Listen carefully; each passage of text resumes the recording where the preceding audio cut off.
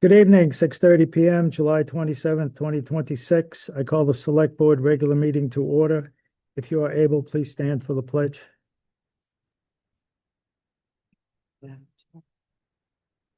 I Pledge allegiance to the flag of the United States of America and to the republic for which it stands, one nation, under God, indivisible, with liberty and justice for all.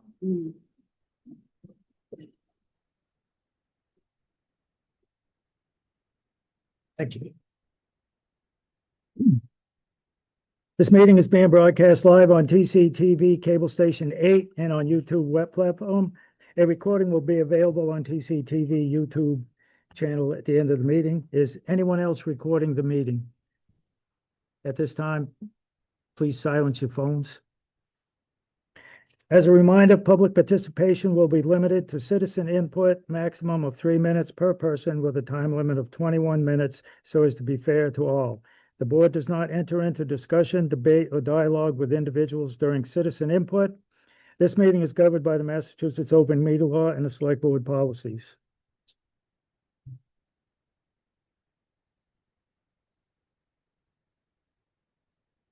First item on the agenda is meeting minutes of July 13th, 2026. At this time, I move to approve the meeting minutes of July 13th, 2026 as presented. Second. Motion made and seconded. Any discussion on the minutes?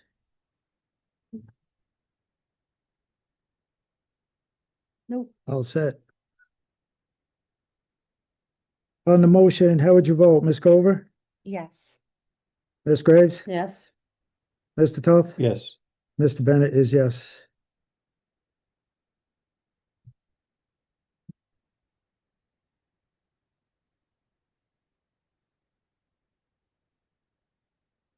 Next item on the agenda are executive session meeting minutes.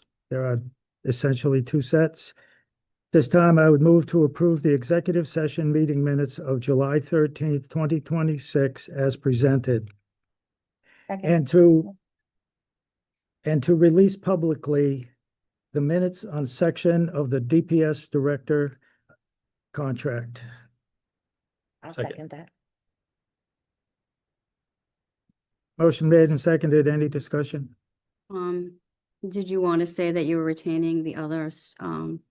Releasing one publicly and the Yeah. other part not. Any further discussion? No. On the motion, how would you vote? Ms. Cover? Yes. Ms. Graves? Yes. Mr. Toth? Yes. Mr. Bennett is yes.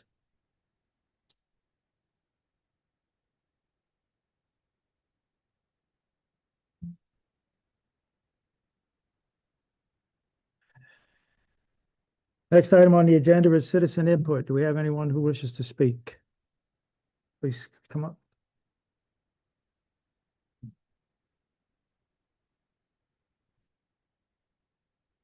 Good evening. On August 3rd, Templeton voters will gather at the combined town meeting to consider the fiscal 2027 budget. There have been suggestions that the senior center budget be eliminated, which would close a vital community resource for residents who have lived and paid property taxes in our town for decades. Yes, there is a lighter side to the senior center, laughter and music, pitch and yoga, but there's another side, a side not seen in Facebook photos. This side is darker, stained with tears, pocked with anxiety and fears. People who come to the senior center looking for someone who will listen. Life isn't easy. And these seniors have fallen not only through the cracks, but come even into an abyss.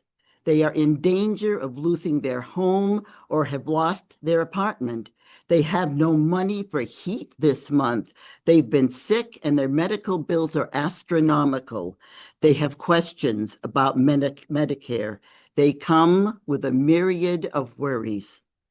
The caring senior center staff listens and points them in the right direction.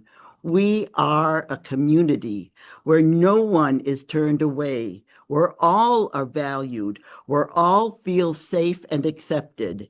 In our twilight years, the Senior Center provides light, sustenance, warmth on bitterly cold days.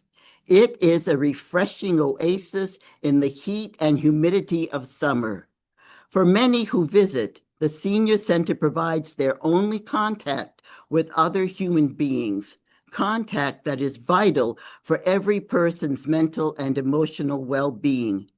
In addition, the Senior Center provides vital transportation to life-saving medical appointments, such as chemotherapy and dialysis, appointments as far away as Worcester and Boston, including the VA hospital. This service is free of charge at the moment through MART. And when MART does charge for rides, the fee is only $2. $2 for as far away as Boston. And the drivers wait until the appointment or minor medical procedure is over. And sometimes that wait during these procedures at hospitals in Worcester or Boston is as long as 4 hours, sometimes more. The Senior Center also provides shared rides for transportation to annual physicals, eye exams, physical therapy, counseling for depression, and even the gym for health reasons. The Templeton COA van also enables seniors to get to grocery stores for food. For many of these seniors, there is no other way to get to these appointments. These seniors no longer drive, and they have no one else to provide them with transportation. All this will end if the Senior Center closes. Every town department is important, but voters should not forget about the people who have spent their lives supporting this community. Thank you. Thank Thank you. you. Thank you. Thank you. Okay. I love that. Good evening. Richard Payne, Baldwin Road, Baldwinville. Members of the board, I appreciate everything you guys have done. I appreciate those of you that have had the unfortunateness of me reaching out to you and bothering you, and I appreciate your time and your answers to everything we've had. I don't need to tell anybody how important next Monday is for us. We got a big vote in front of us. The one thing I am going to ask of the board, it's not even an ask because I don't have the right to ask you anything. It's a suggestion as a citizen. Please make sure that everybody in this community is educated as well as they can be, because I have seen in the past people a little bit confused.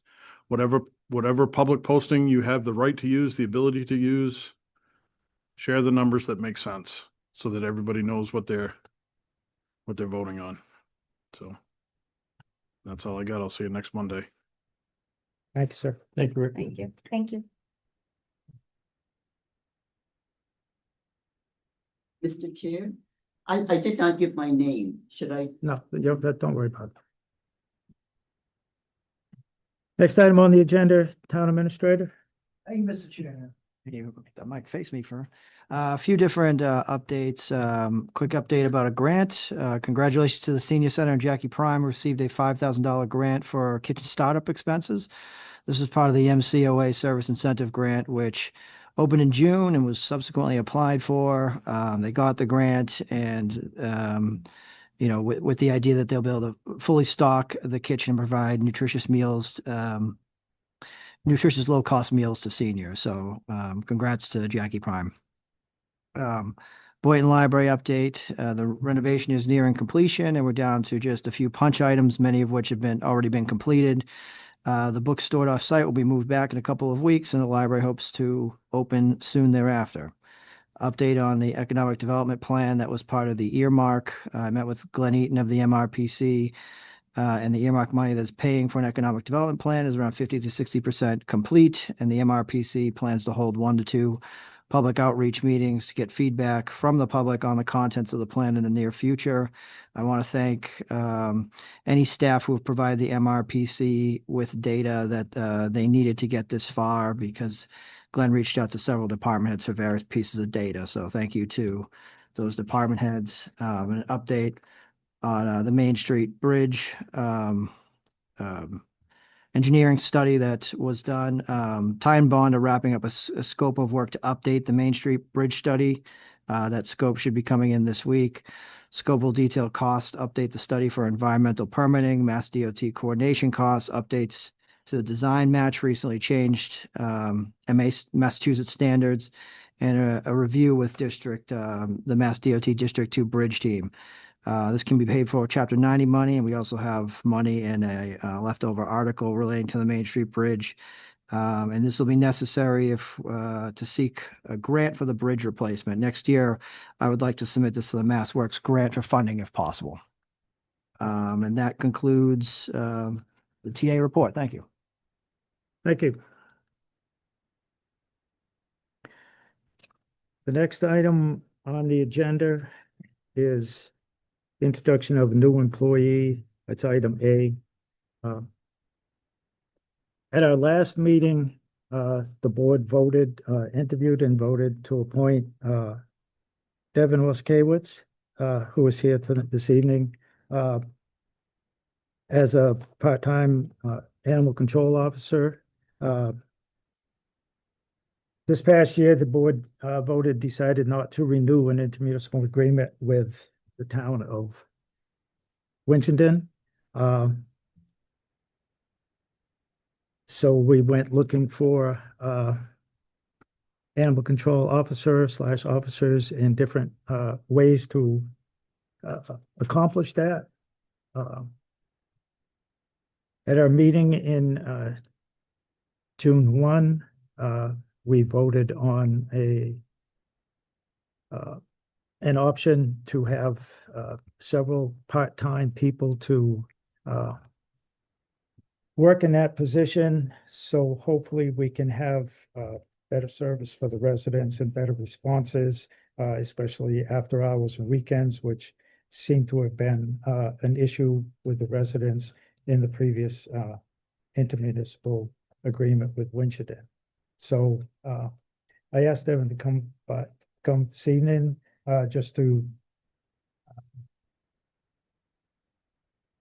let the people see that one of the employees who we appointed to work in this position, there is training involved, and that is no cost to the town, and that is in September. So I provided the board with the information from the minutes, which records our discussion and our vote, and the layout of what the option that we voted on for Mondays through Fridays for 7 to after hours with a rotating of part-time people. Right now, I believe it'll be 3 possibly, Ms. Waskiewicz and 2 others. And there's work to do. We got the building that we got to see, and I think Ms. Waskiewicz is supposed to get a tour tomorrow and kind of start towards that. And then moving forward, the possibility of two other people, we'll sort that out. This has kind of been a moving puzzle, if you will, to fill this. We did not have the money in the budget to hire, 1 full-time person and a couple part-times. The board, as people may or may not be aware, we cut around $900,000 or so out of the general fund budget, just so we could have a general fund budget. As Mr. Payne alluded to, we have an important vote coming up on Monday. Depending on what town meeting does, we could be looking to find somewhere another $1 million or any amount less than that. So I just wanted to invite you here and let people see you. And we have another item that may be of interest to you.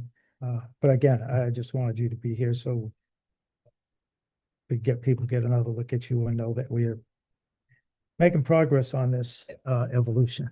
So thank you for coming. Of course, no problem.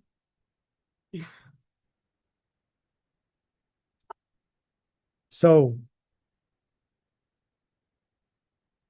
the next item on the agenda is an appointment to a member of Council on the Aging.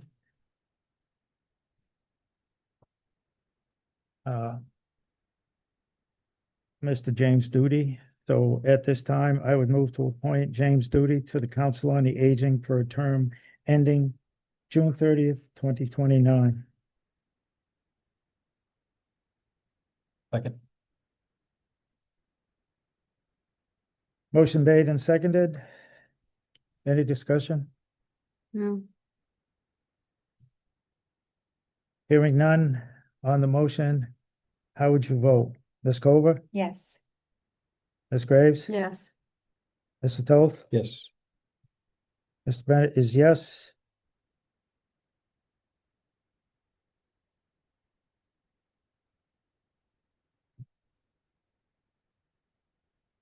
The next item up is discussion on the Veterans Park missing monument.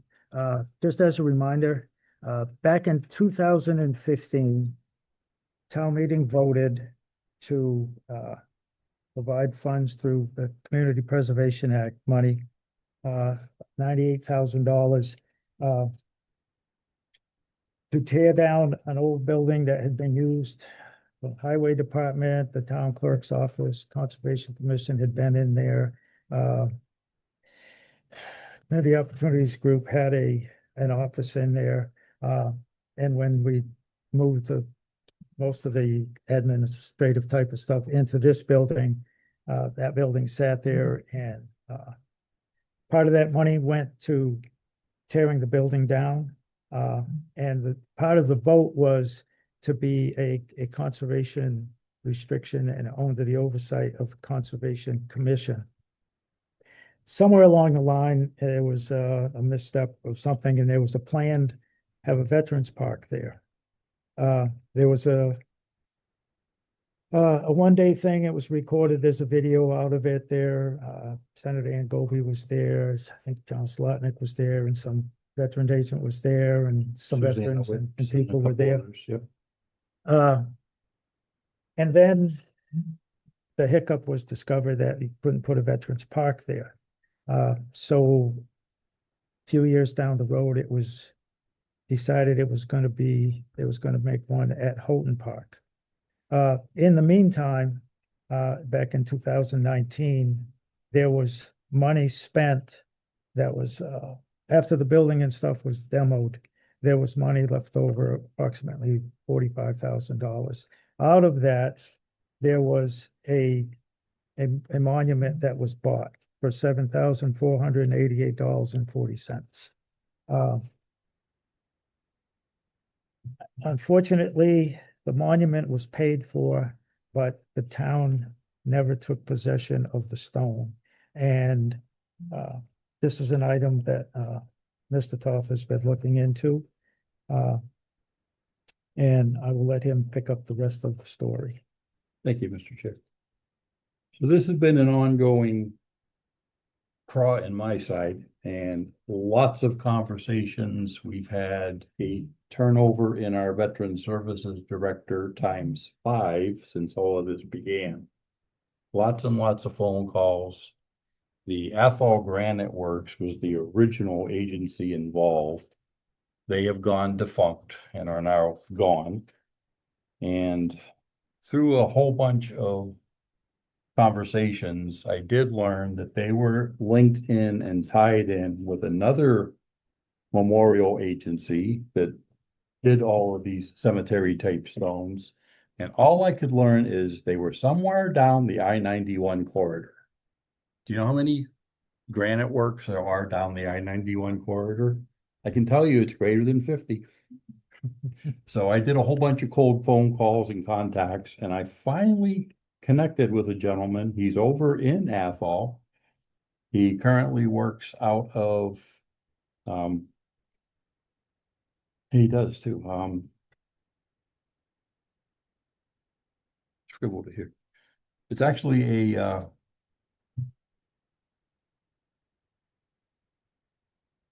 give me a second. Over at Man Lumber, he took over the agency. There was a bad actor at the Athol Granite Works. The company, as they went under, a bunch of funds went missing. A bunch of other errors and omissions were created. Vehicle registrations went missing, vehicles went missing, large sums of cash went missing. The state police got involved, the attorney general got involved. How does that impact us? Well, we were able to trace down through some investigative work with our accountants. And I was able to find a expenditure way back in October of 2019 of $7,375, which pretty much aligns with the number you just gave us, Mr. Chair. And we did locate a 24 to 30-inch round base that was supposed to be supporting an obelisk. I know where the base is, and the gentleman over at Man Lumber can get that into my hands at any point in time. What we cannot find is the obelisk itself. Through a bunch of conversations, a prior employee refused to take possession of it, which is, I find to be problematic. I don't know how any employee of the town can sit there and say, no, we're not going to take it when we make a payment on something and it actually is ours. I find that to be extremely problematic. However, be it as it may, it occurred. So I'm still not done with this. I'm still digging through it. But at least now we are moving forward and in the correct direction. I know a bunch of other things have happened. I know the American Legion folks have gotten involved. They're working with another agency. I'm not going to get in the middle of that. I know the CPC has gotten involved. I would still like to know where some of these funds have ended up. I would like to see what's going on with all of this. If we have indeed paid for this, and I have every reason to believe we have, I would like to get this base. I would still like to find out where this obelisk is at and see what this was all about. And I will continue this march and do what I can to locate this. Thank you. And just to remind people, the Community Preservation Act, which the funds are overseen and allotted through the Community Preservation Committee, those are tax dollars. There's a little on your real estate tax bill that gets down like in the lower corner, somewhere on there, there's a charge that says CPC. And it's 3% of your valuation on your home in a residential property with the first $100,000 of valuation is exempt from it. So if you have a $300,000 house, 200,000 of it is charged the CPA money. So these are $7,000 plus of tax dollars that was spent on the stone. So it really behooves us to try to track that thing down and get possession of it. Whereas we're in the middle of, or we're beginning to build a Veterans Park, Heroes Park, or at Houghton Park. And if we could find this stone, it could be used over there rather than buying another one. It's something that happens, but it's something that the board is trying to figure out where it is, and if we can, we find it, and we're being transparent about it as best what we can. So it's not really good news to hear, especially when you're considering asking for money to say, well, we spent this and now we can't find what we spent it on, but it's worse to try to hide it. It's always worse when you hide something rather than just own up to it. So I'm confident, like I said, myself, I've done some financial tracking. Mr. Toth is working on this way more than I am. So hopefully we'll have some news some point in time. Hopefully we find the stone to take possession of it. It's unfortunate, but Mr. Chair, life goes on. do you know what war it was or what it was supposed to be of? We have the date and the year of, and What was supposed to be printed on the, where it went. Yes, the records are there, but oh, it tells you what it's- it's supposed to be engraved on it. it's finding the stone is the issue now.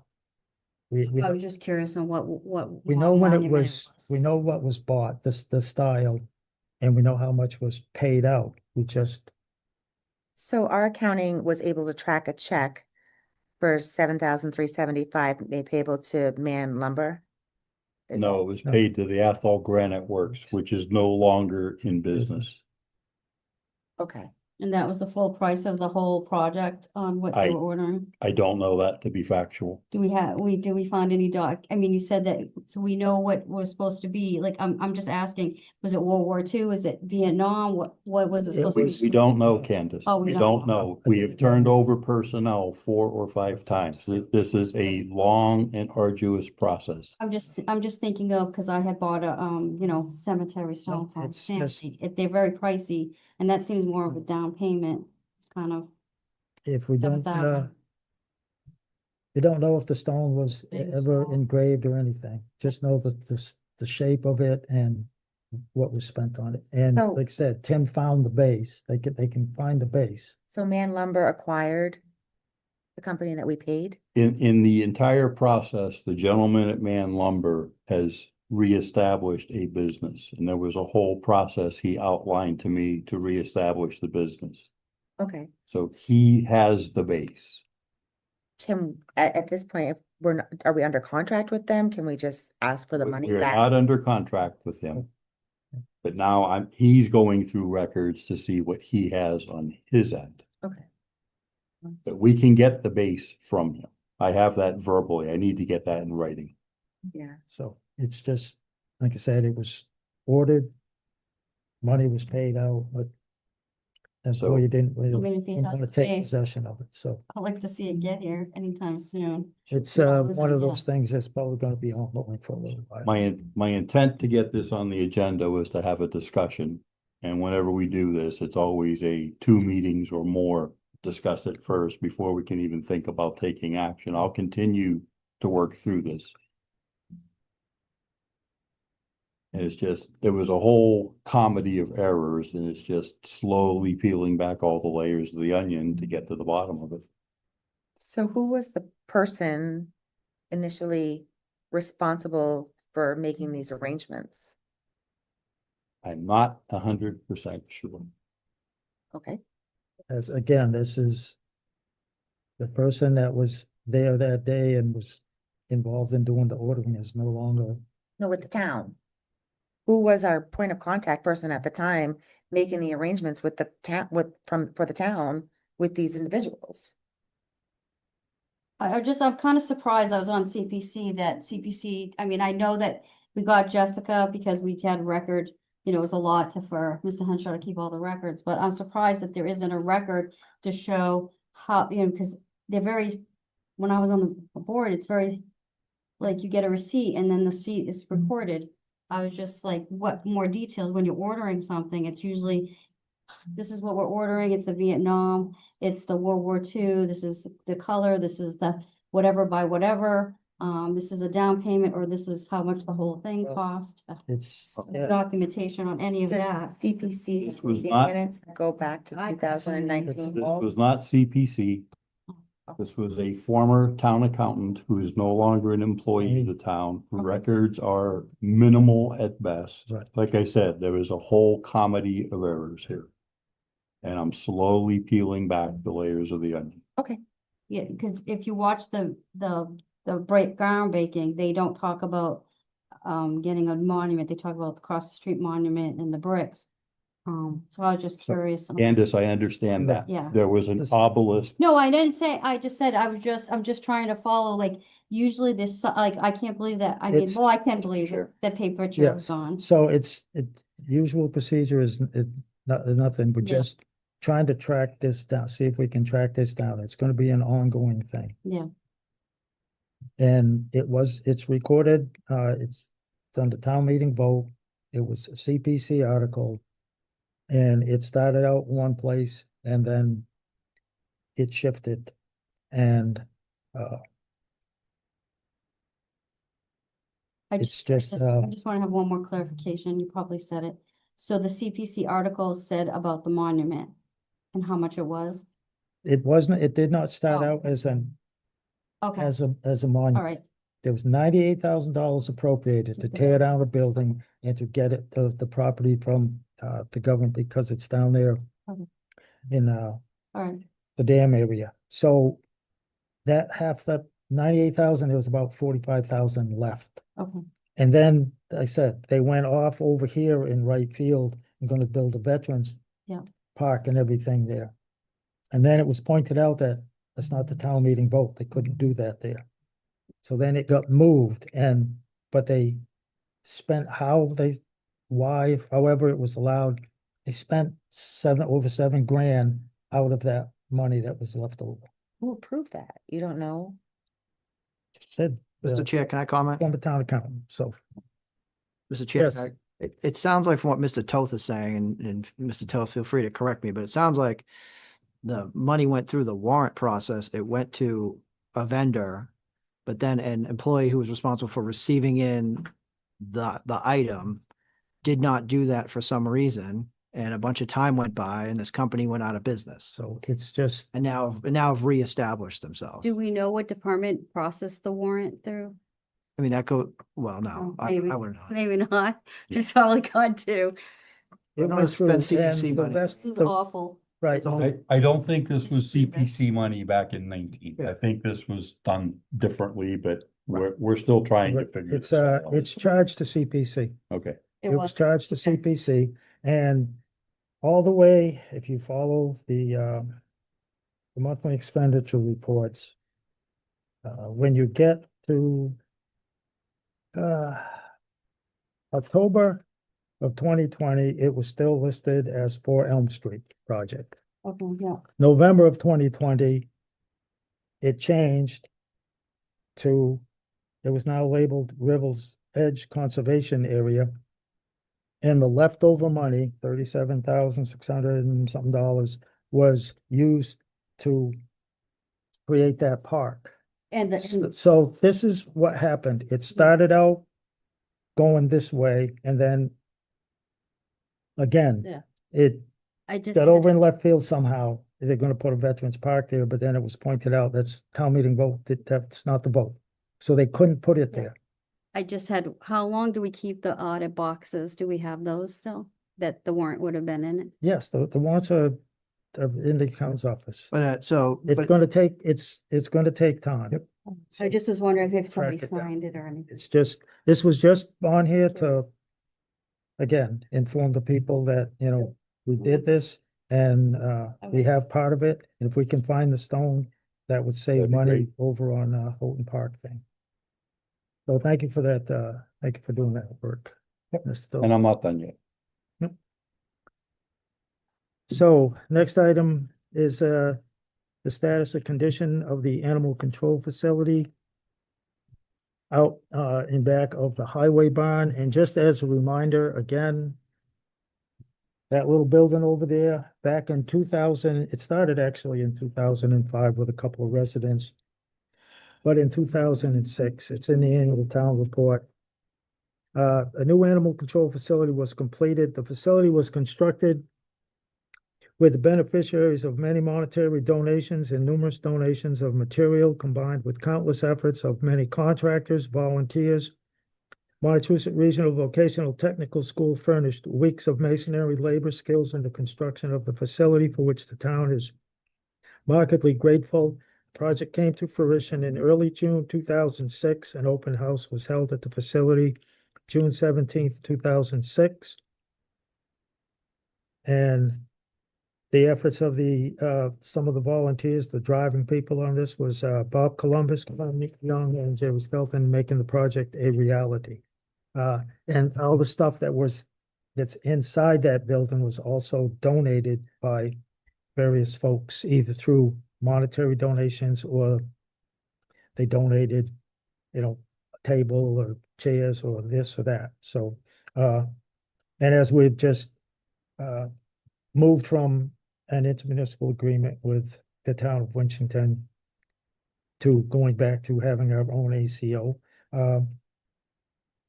that was like a turnover, so to speak, and Mr. Toth looked into that, so I will turn this over to Mr. Toth.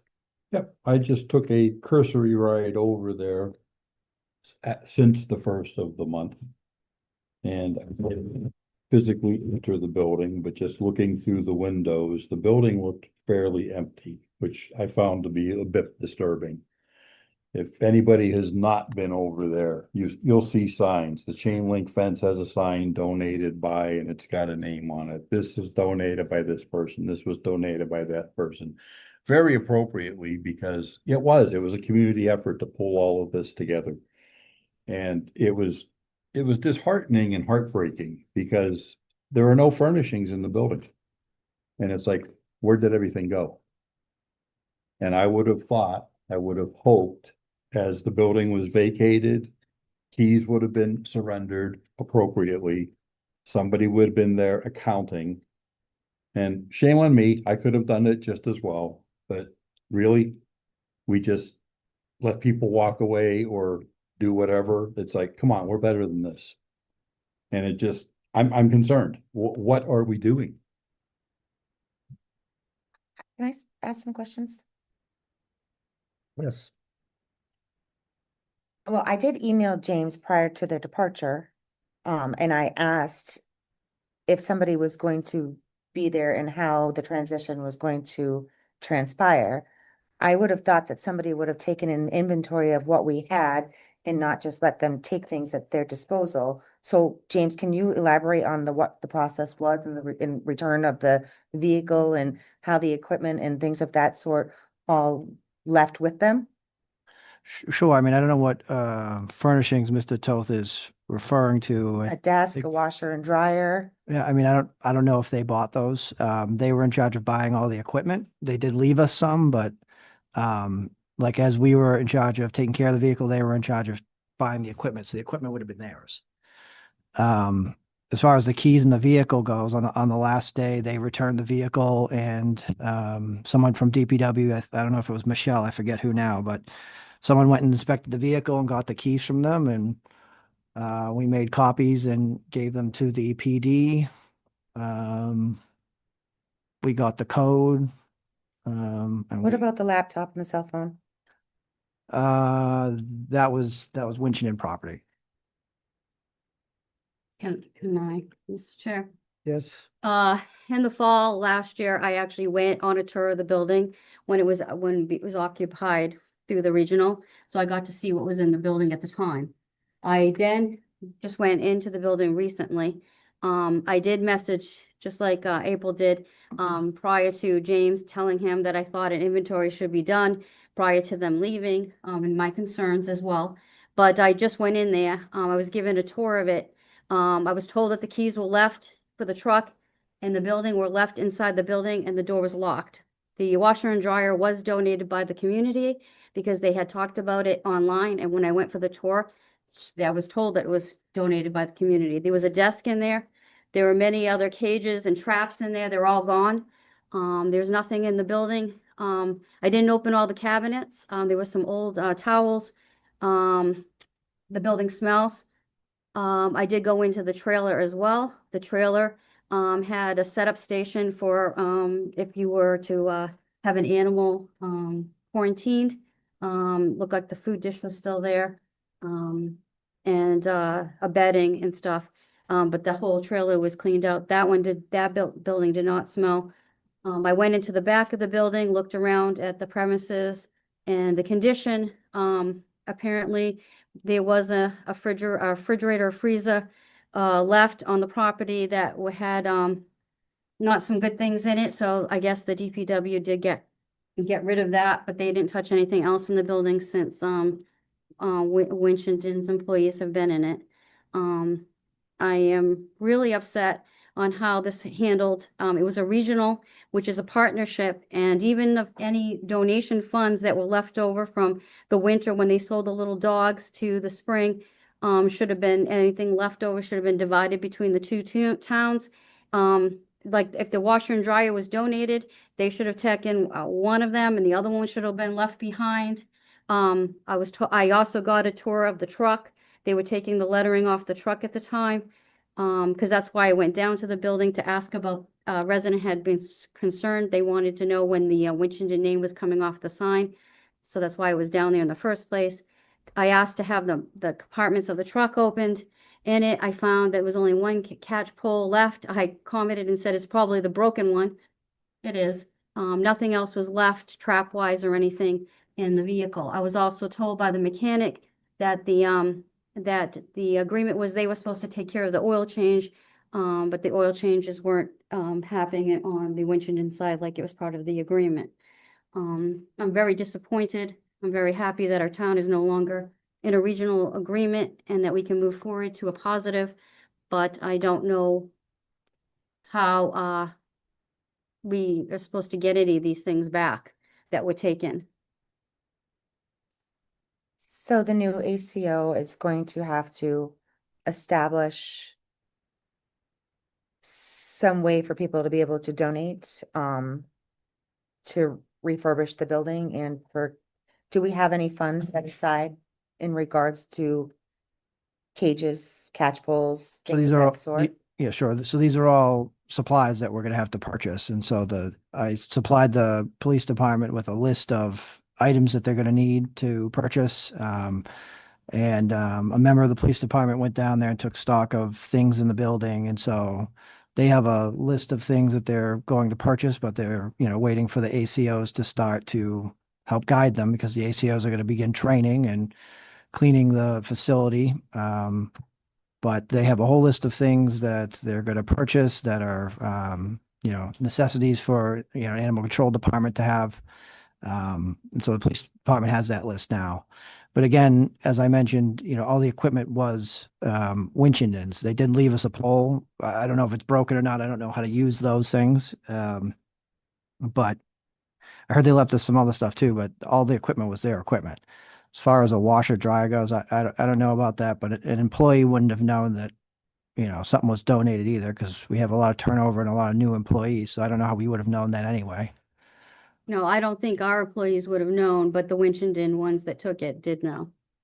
It was said online on Facebook account when the washer and dryer was donated, that it was donated after the members of the organization, the CAT organization left. That it was asked about different donations. This is when we are now in the regional. We're still in the regional at the time. And it is said, thank you so much for the washer and dryer that was donated. And so therefore, when you donate something and you're in a regional, it is literally it's for both. No one said, by the way, this is for Winchendon residents only. In my opinion, I mean, I could be wrong, but especially the animal control office building, a lot of food and things will be left on the stoop that people, residents like to donate stuff. And I've never heard of anybody saying this is from a, it's in a regional contract, all belongings are supposed to be divided equally at the end of the contract, and it should have been gone through, pictures should have been taken, and conversations should have happened. I just think if we ever get a regional of anything, we should definitely make sure that we do better. It's gonna be a lot, Devin, so be prepared. She's gonna probably need a Facebook account. She's definitely need a computer and a phone and an email account so that people know where to send or contact her. And her first day is tomorrow? Yes.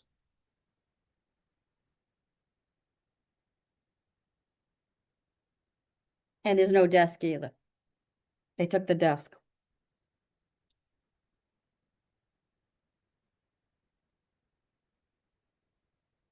Anything further? Just a general comment. Yes, I sir. know, Mr. May is not here, and I know this is a subject that's near and dear to him. We have been asking repeatedly, and this is nothing against Mr. James over here, so don't take this personal, sir. We have been begging to get a good, solid inventory, and that would have been very helpful with this as well. Yeah. Just, there are so many missing pieces, and it's just, I don't know how to emphasize the importance of having a good inventory of everything we have. Can we come up with some kind of policy in regards to like our buildings and turnover and inventory and the way that things should be done so that there's a clear direction? I think that's probably what. Certainly be a discussion for another meeting. Yeah, it does. I'm sure Devin will start, she has nothing, so she can start the inventory from scratch. Well, so to be clear, the animal control officers have a desk and a computer at the police station where they'll be doing their report writing and their training. They're gonna have emails, calls are gonna go through dispatch. So I don't know if we're gonna provide them a cell phone because they have to hand that off, but if they're called after hours, we can just call their phone. So she has a workstation. She's not gonna be working at the animal shelter, like when it comes to paperwork. That's why they're cleared to go into the police station. Did you have a cell phone with the phone number that's given to the public on the daytimes, or how did that work? Mentioned, we never really. Can you come up to the microphone? So with Winchendon, we never really like gave out the cell phone number. They would always make us do like *67 or like call from like an unknown number through like an app. I think it was more of just because you would get random phone calls that really didn't apply to us. But we had our own cell phone for like Facebook use, if we did need to like call out. Because I personally would not be comfortable using my own cell phone to call people back. That'll be something that we will work out, because we're getting off, the agenda here. Yeah. I mean, that's, day-to-day stuff. We'll figure out. There's phones at the police station that, they have to use. Right. So it's not like we're gonna have them use their cell phone to call residents. Thank you.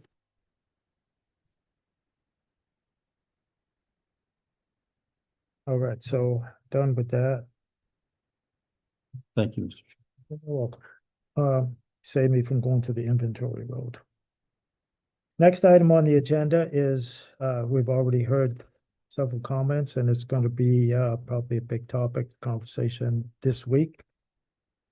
This is a discussion on around the district-wide meeting, including DESE, the 112 budget, and the process of how this will actually work. I've been to three district meetings in 3 different years. It's been 2013, 2019, and the town did one in 2020. We're not, it sounds like 3 evolutions of doing that, but one was in 13, and then 19 and 20, it was back to back. 2019 was, I think there were 4 district meetings before we had a budget. In 2020, it was 1 meeting. And it is basically a town meeting with Templeton and Phillipston voters there and the school committee. And the school committee will present a motion and a budget, and then from past history, the moderator will take questions, comments. It's like a town meeting. You can, in the past, and this is the same moderator that was at the 2020 meeting. Amended motions have been made in the past, both by the school committee and by residents. If I was going to make an amended motion, I would have it in writing, on a piece of paper, signed and dated, because it will be up to the moderator how he wants to take the motion. So if it's me and you're going to the meeting and you're thinking about or planning on making an amended motion, or if anyone, if there are any groups out there talking about doing that, that's what I would do. I would, whatever number you want to go with or you think works or you want to do, I would have it written down and signed and dated to hand it to the moderator. Rather than try to have to do that on the floor to spur of the moment, like I want it in writing, so you got to. So annual town meeting of Phillipston, they approved the 2.5% increase of their assessment, which was not what the school had certified. Templeton did approve the budget of, that the school committee had certified. Then Phillipston had a special town meeting where they presented an override to town meeting to pay for their part of the school assessment. That failed. So July 1, there was not an approved school budget. We're a two-town district, both towns have to approve the certified budget that the school committee puts forth. If they don't, it goes back to the school committee.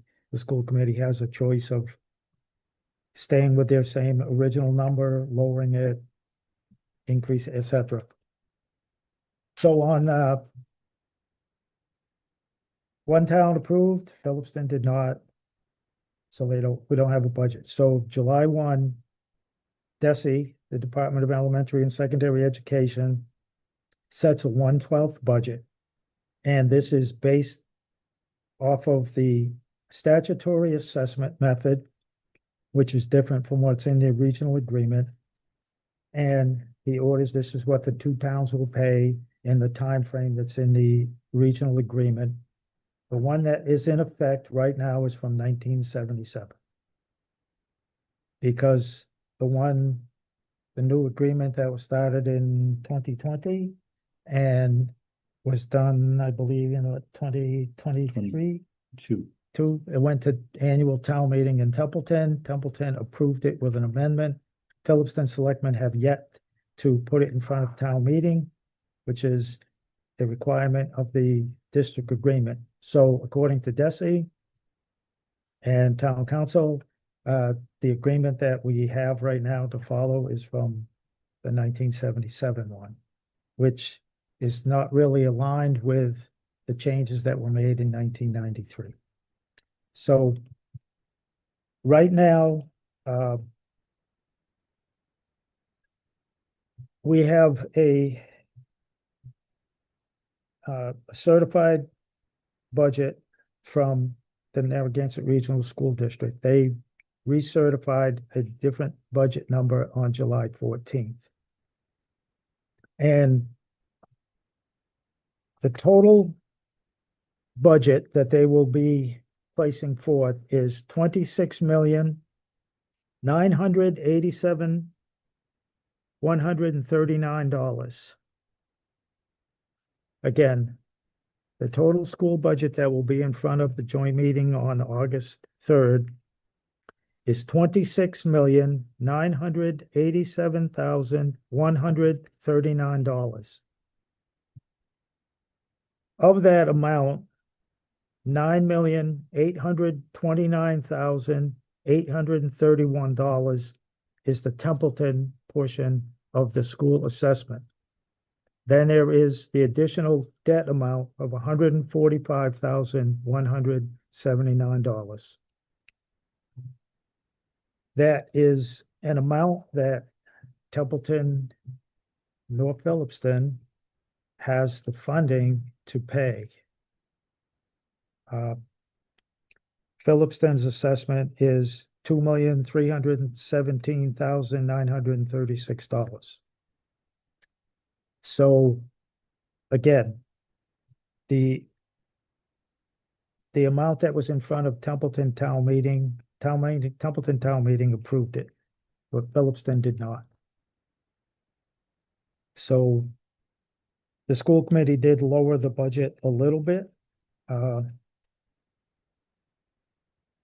Again, though, Templeton does, if that passes at that town meeting, that $26 million number, Templeton, this board will be looking to find the cut around $1 million. Where, how, and what? I can't tell you. I don't know. I was trying to think of what would be left after we cut $1 million out of our general fund budget. Right now, DESE has ordered the 1/12 budget. Templeton's portion is $732,274.92. And if you multiply that out times 12, that is, that was our assessment amount.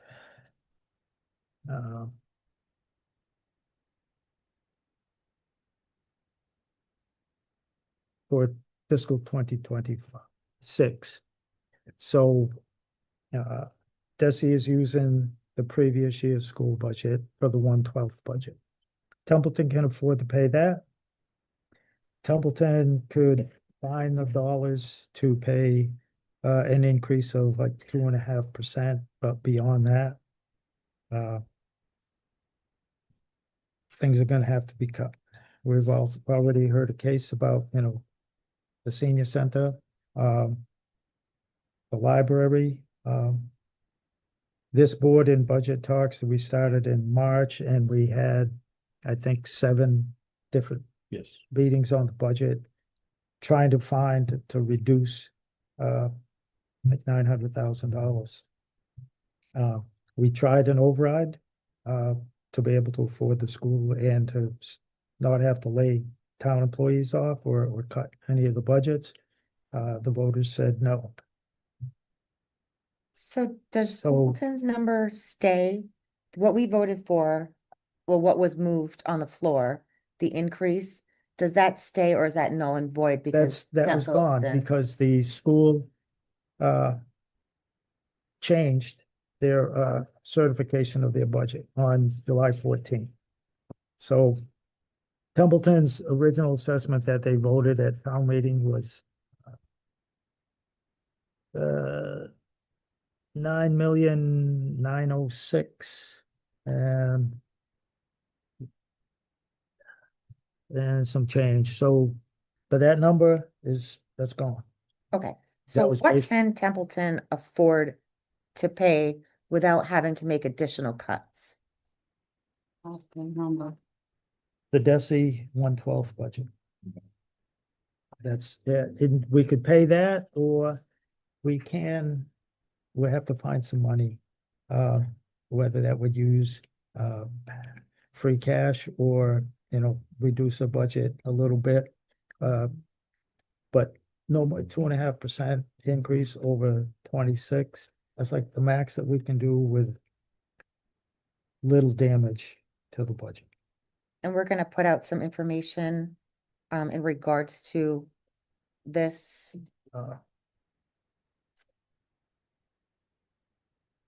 We need to let the people know that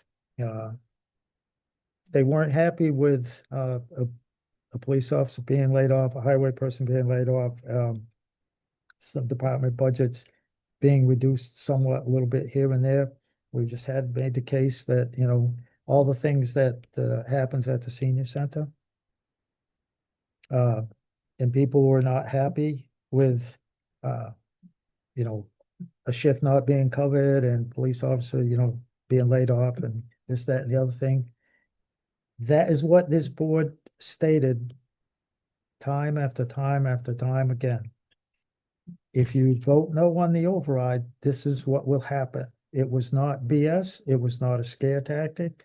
It was based on the dollars that we spent 7 meetings, many hours going through and pointing out and stating that this is the dollar figure that we can afford to pay for the school. That's what the town can afford. Anything above that is going to require cuts to the town's budget, the general fund budget. If we have to do that, it's our job, it's our responsibility. It's not going to be fun, and the townspeople better realize that it's not going to be good. Mr. Chair, is the information still on the the town website from the prior stuff, or do we take it down? Do we have a condensed version for the public, for the understanding? So am I Lead them to? Am I reading this correctly? In FY26, we did 8,787,299. In FY27, they're asking for 9,975,10, which is an increase of 1,187,711. We cannot afford that increase. We can only afford the 87,299. This is the new number they certified. Okay. But I'm looking at this sheet. Yeah. Right. It's like, yeah, so it's 9,829. Okay. Yeah. The 9,975,000, that is the assessment plus the debt. So the debt is the debt. But Yeah. that's already been, that's approved, but Yeah, that was last special town meeting in November. the assessment is 9,829,931. So in an amended motion, it has to include the debt in it too. So you have to know what you're doing when you come up with the number. The thing that's in front of us, that's in front of the meeting, is the total budget. So, It's the you know, big, if you're gonna make an amended motion, you Have to do the gotta total. reduce your assessments down yeah, and basically level fund them from the previous years, which be the total of 25,285,203. So 25 Which million, is pretty much what- 285,03. Which is pretty much what DESE has done with the 1/12 budget. So is the stuff on the town website, James? Yeah, the old stuff, but I think this number is what you're talking about, it's a little different. Yeah, Jeff, do you think we could get it cleaned up a little bit for the public so we can point them to that page? Well, can I do an educational piece for the public, letting them know what last year's assessment was and what this year's assessment is? I think that's the confusion, is people are going to this meeting and there's been so many numbers thrown around. I don't think that people quite understand the number and what exactly they're voting for. So if we can say to them, we can afford last year's budget, which is $25,285,203. And this year's budget of 26,987,139 needs to be bumped down to that in order to save our police, our fire, our senior center, our library, and everything else. And the thing is, you remember, there will be voters from Phillipston there as well. So you could have somebody from Phillipston making amended motion and somebody from Templeton. It can, 19 is, like I said, we had 4 meetings, so, you know, you can have back and forth. In 13, we had one, and the school committee actually made amended motion to lower the budget at the district-wide meeting, and then Templeton did an override, and it passed. There were 9 overrides in the state in October 2013, and Templeton is the only one that passed. So looking at all of these documents and the numbers that have been provided, you offered to settle at 2.5%, but the school continued to increase their budget. So now they're on a 1/12 budget, which is less than the 2.5%. So if they had just taken the 2.5%, they would have been in better. And what the other piece of the puzzle is, and we go to these joint meetings until a budget is approved, or we get to December 1st. December 1st, if they do not have an agreed upon school budget, then it kicks in that DESE is notified, and then they have budget oversight of the regional school district. Excuse me. Mr. Chair, When DESE takes over the budget, James has a comment. Yeah. yes, I just wanted to address April's comment, Ms. Culver's comment. In the 0 override version of the budget, correct me if I'm wrong, but we budgeted a 0% increase for the schools to balance our budget. that's Yes, what we did, because the 2.5, if we were gonna pay 2.5%, it would have to Same. come from an override, because we didn't want to Right. cut the budget, So- you know, any more than we had already chopped it. I'm fine. I mean, if April wants to work with James to get the message out on our town website a little bit, if she wants to do send him one of those, or Jill, you know, to help out with that page, just to give something, people visual more than readers. And I think social media too is a big thing. I mean, I know people say not to refer to social media, but I think having an educational piece coming out from the select board on our social media page is huge. And I think the numbers need to be very clear as to what we can afford and what we can't afford in the position that it's gonna put us in. We honestly can't afford to lose any more essential employees. Bottom line. Is that something that So we're, people need to go out and they need to vote, but yet they need to know what they're voting for. And it's our jobs to educate them, as Mr. Payne alluded to So- earlier. Again, what is front and what is going to be in front of them is not the assessments. It's the big number, it's the bottom line number. 200. And there is a, Million, sorry. there is a warrant item out there. It's supposed to be posted, in the clerk's office of each town hall and 2 other places throughout the town, and supposed to be, posted in the newspaper, which I don't know how much, that helps. It's right here, 26,987,139. Yeah, What the warrant reads is Monday, August 3rd, 2026, 6 p.m., the Narragansett Middle School, Safka Auditorium. Article 1, to see if the towns of Phillipston and Templeton will vote to approve the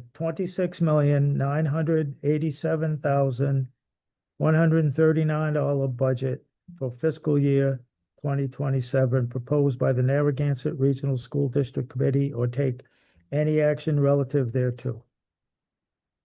That is the article.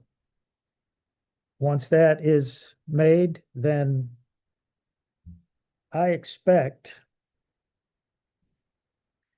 at least a couple amended motions to that. Again, it could be Templeton residents, it could be Phillipston residents. It could be maybe some residents from Phillipston and Templeton are gonna come up and present something together, but that's what it is. So it'll be 2 towns, people from 2 towns that are there to vote on this number. And both towns know they can't afford the number that's in the article that the school is presenting. you have to understand the math on it. So the And these numbers one reflect an that both outdated towns regional could agreement. afford would be the level fund on the 26 budget, which is what we are paying right now per order of DESE.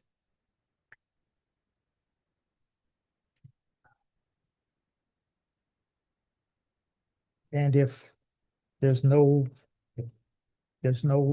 vote agreement on the budget, we will be having another meeting. When that's up to the school committee to call that.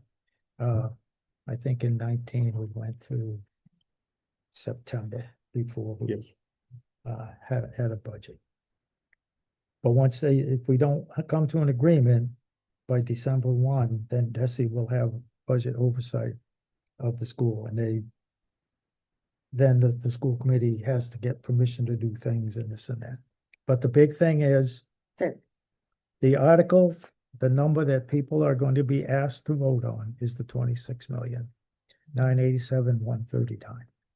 What both towns can afford is the 26 budget, which would be level funded. Again, there's going to be some people there that are, tracking the numbers, and we'll make an amended motion. I'm Well, we I'm hope. almost 100% on that. So what the town can afford is last year's number, which is 25,285,203. And the most both towns can afford is a 2.5% increase of that number. That's like And even that is gonna, And the math is done. that is gonna require It's some just to meet further both. cuts to the It's lower general fund number. budget. And our assessed value for the roof. So again, both this sides. is going to you think of this meeting, it's a town meeting. But there's going to be people, voters from Phillipston and Templeton there. And I'm sure, as I'm sitting here, that there is going to be somebody from each town, maybe more. I know a town resident in Templeton reached out and asked me about amendments, and I gave him I gave my advice to the resident that if you're going to make an amended motion, in the past, they have been allowed. And if I were going to do it, I would write it down in paper and have it dated and signed. Sign it for the date August 3rd and have it with you, because 9 times out of 10, the moderator is going to ask for that in writing. For a couple of reasons. So that is what people need to go to that meeting and understand. The dollar figure that is on the article that will be the motion made, both towns cannot afford that. It's already been stated. Both towns rejected an override. One town rejected the original budget. Templeton voted yes, but then the school committee recertified a lower number, but it's still not in a neighborhood where both towns can afford it. So Jeff, can we get the town website to reflect the current information?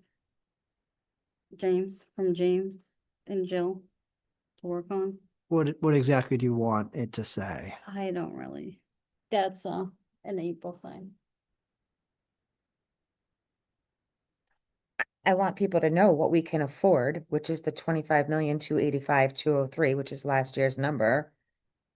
And what they're asking for, which is the 26,987,139. And the If results that number doesn't go down, the 26,987,139, the results are more layoffs, more cuts. Like it's imperative that people go to this meeting. And Yep. what's at risk? That is, Will TCTV be getting the information on both sides of the coin out there to the public, the school side and the town's municipal side of the equation as well? So that voters can have both sides. Like I said, I think that just so many numbers have been thrown around Yeah. over the last couple of months. but again, the only number people need to look at, well, they need to realize that the dollar figure that's in front of them, 26,987,139, both towns cannot afford that. Correct. They cannot afford that.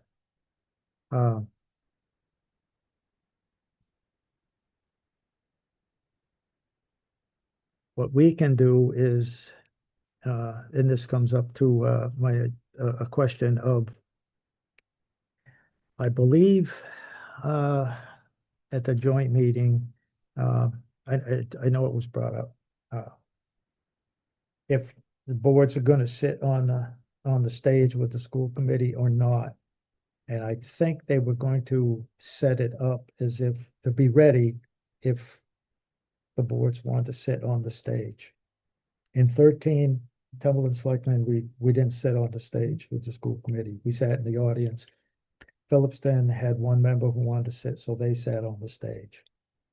I don't think we can because of the clickers and the screen. I think I thought I saw an email where Floor. the select boards were going to be on the floor, sitting at, I think it was at a table on the floor. Yeah, where the advisory usually sits.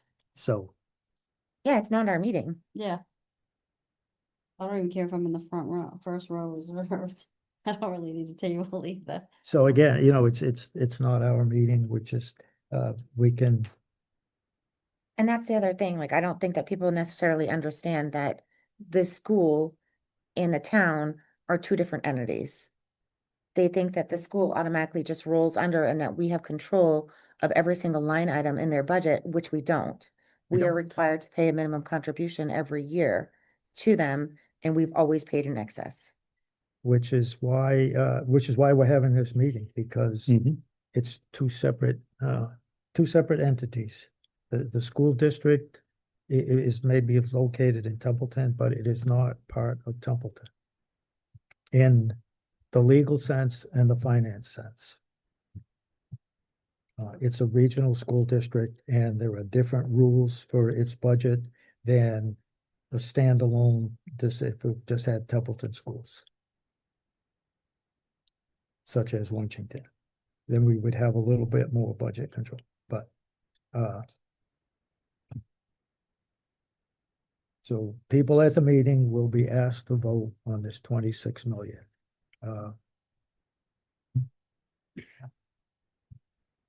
And both towns can simply not afford that amount without drastic cuts to their budget, to the town's budget.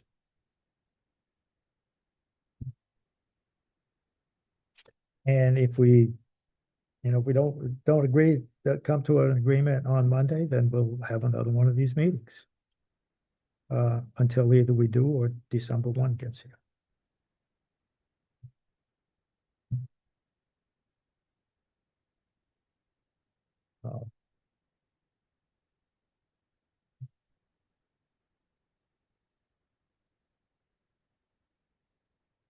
One thing that we could do is perhaps, I don't know how much good it does, but and it would just have to be like one sheet with explaining, showing the dollars and what the town can afford.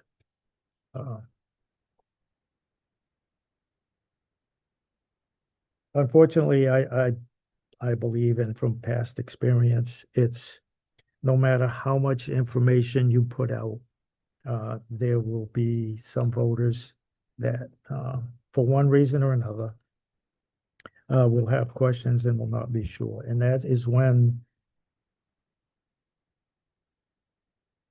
we have to, needs to be explained, and that's why there needs to be discussion on the floor. So when these questions come up and it's explained that, we're asking to be paid, this number, and that means it's gonna cost this much and this much for each town. Is everybody okay can, with me working with James to put together a piece, an educational piece to put out on social media so that they know what we can afford and what we can't afford? Do we need to make a motion to approve that, or is that just something that I can do? Again, I'm new at this. I need to know. well, we will,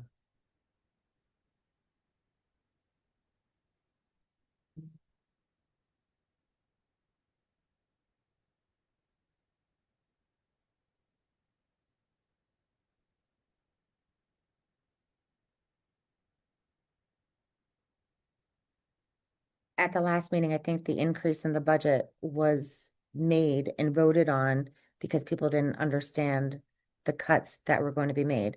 I understand that you guys discussed it at prior meetings, but not everybody watches the meetings.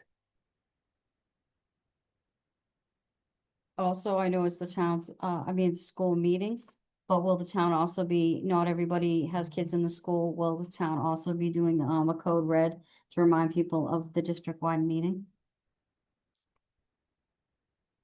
Have you talked about that with anybody, James? No, I suppose we could. Is it on the big signs too? okay, so, I know who, the social media messenger is. Certainly not me. So at this time, I would make a motion to allow Ms. Kova to work with the town administrator on social media, posting information, on the district-wide meeting. I'd like to amend it to include the town website. So moved. Second.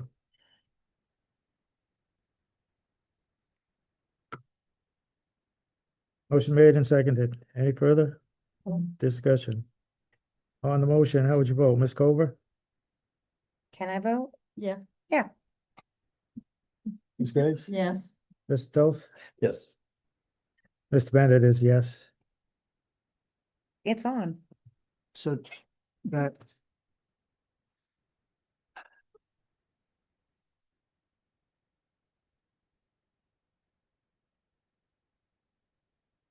All right, so again, this is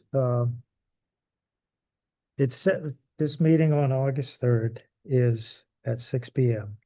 where Templeton generally has their annual town meeting. It is a town meeting where there will be voters from Phillipston and Templeton. It sounds like it could get confusing, but not really.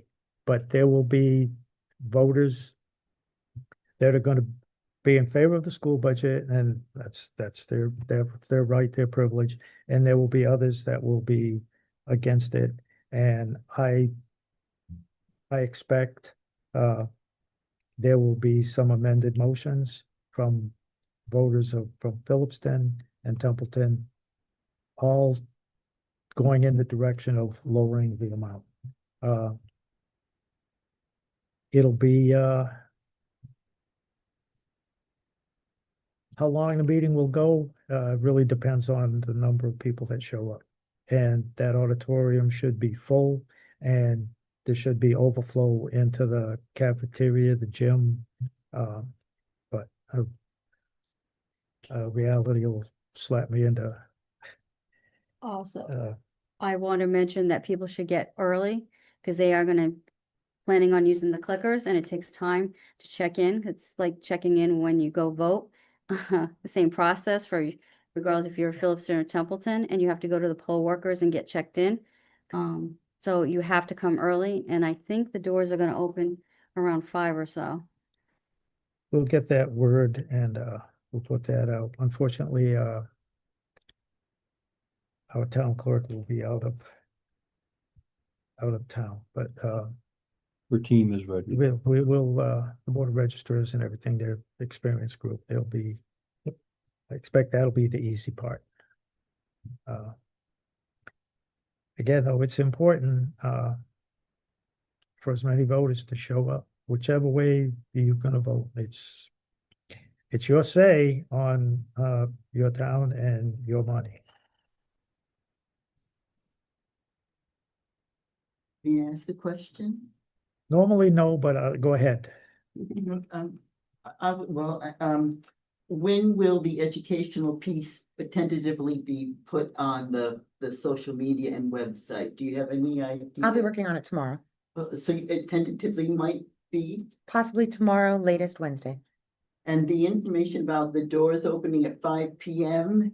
And getting there early because of the clickers, has that been? I'll made include that. public? That'll be Yeah. out there. Just Thank double you. check on the You're welcome. time. If Is it's the- 5. I The will, senior center is going to have a bus. I know, I'm Oh. excited. Thank you, Mr. You're welcome. Mr. Chair, I Yes. do know the town clerk has procured another 150 clickers that the town now owns. And we were able to borrow from the town of Orange at no cost, the clickers from Orange. So we should have enough for everybody Yeah, at I attendance. think she was, let's say like 1,000 or something. Yep. They have a high number. We have a high available. number. Can and- always revert to the, Yep. the old fashioned way. I think the other material that we received is non-voters are welcome, but they will not be in the auditorium. They will be in a special room by themselves, being Yeah, because they're monitored. expecting, Yeah. And different entrances for the residents Yeah. of the two towns. But That's- yeah, it- they have that. We've been through this exercise in the past. Yeah, we, the board of registrars and stuff like that. They'll They They'll- have this they'll down take to a care of it. science. They'll take care of this. So anything further on that? No, The next item up was requested by Ms. Graves about the town's sign bylaw. I was given, at the Senior Center, I ran into someone from the Cultural Council and they wanted a clarification on if they had to actually go through the process to get a sign in town property to fill out all the forms and everything since they're a town entity. And I read it, I didn't see where they had to do that, but in the past town administrator required it to go that way. So in my past life, I too had to fill out the form for the other commission and do the sticker in the whole 9 yards and take the pictures. So I would just like to get a clarification to the public. Well, basically the town employees, the town entities, the boards, et cetera, if they have to go through the process to sign up for their signs to go out. And who it is, it says it in there. I think the town administrator and the staff are. I know that the Department of Public Services also had a part in it. With the applications and the process too.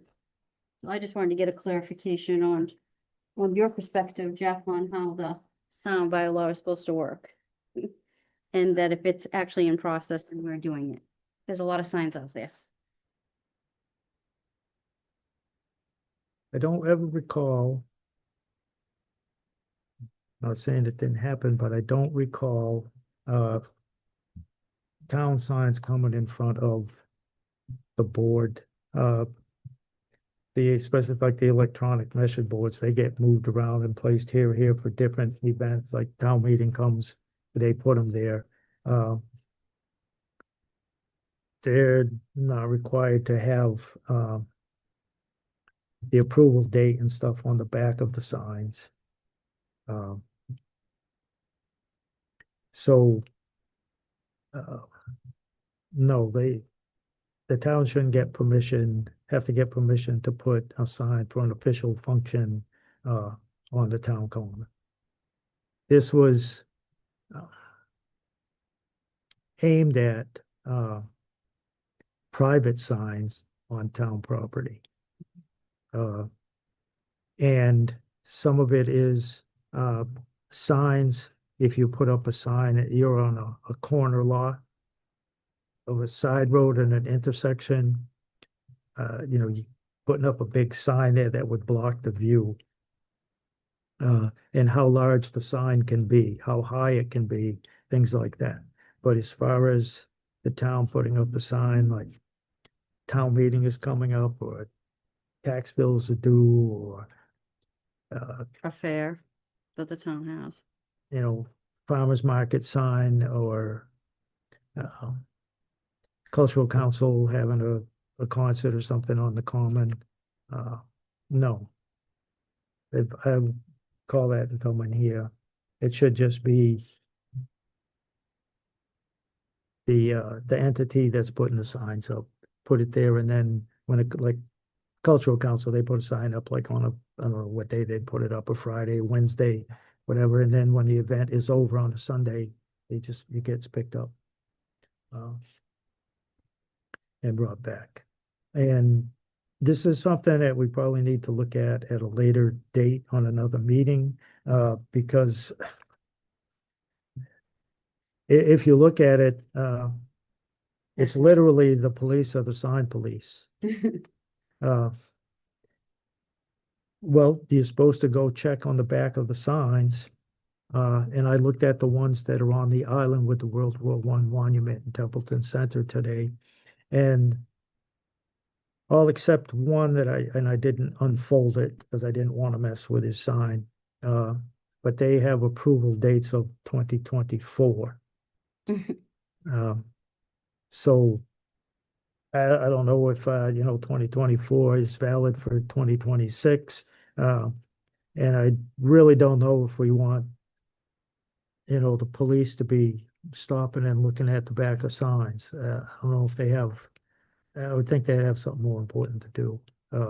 If someone complains about the sign, then Building and Grounds would go look and see if it has an approval thing on it that would indicate that it followed the process.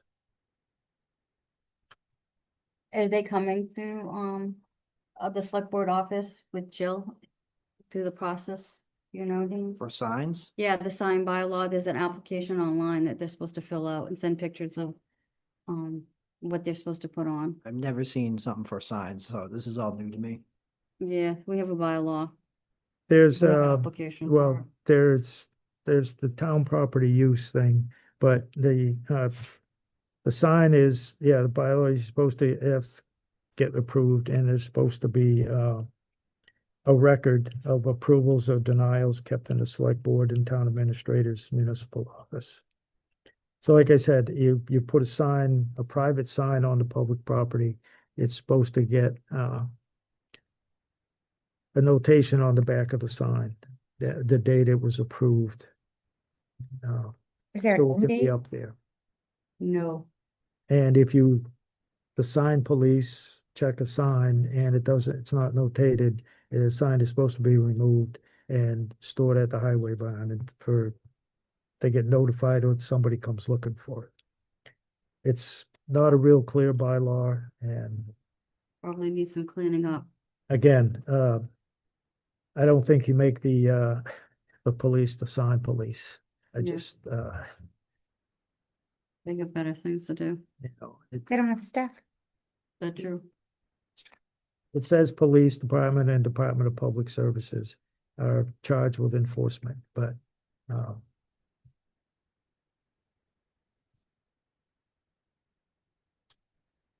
Well, is this, it says sign officer, is that an actual officer, or that could be like, could have been a designated person like, public services, the director? I know he had a big hand in having to do it since he was the collector of them. it says the police department does. and Department of Public Services are hereby designated sign officers. So where it says sign officers are further authorized, that would be Yeah. Police Department Okay. and Public Service Director. Yeah. So, if you see a sign you think there, call up dispatch and have them dispatch an officer over there to check out that sign if it's a crime of it. Yeah, it's crazy. Mr. Chair, Yes, on the second page, item C, I'm gonna play devil's advocate. We have a fine chart here, Yeah. and this is a revenue stream. We need to be enforcing this. Mm. We're in a fiscal crisis. yeah, that's right. So, Good luck with that. I know. Deputize me, I'll do it. Oh, God.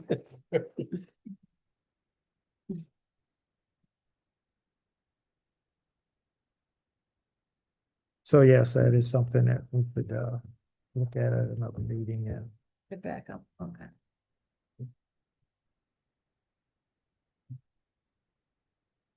Thank you. All right. Next item is G, financial management policy. I gave everybody a couple pages out of the policy that,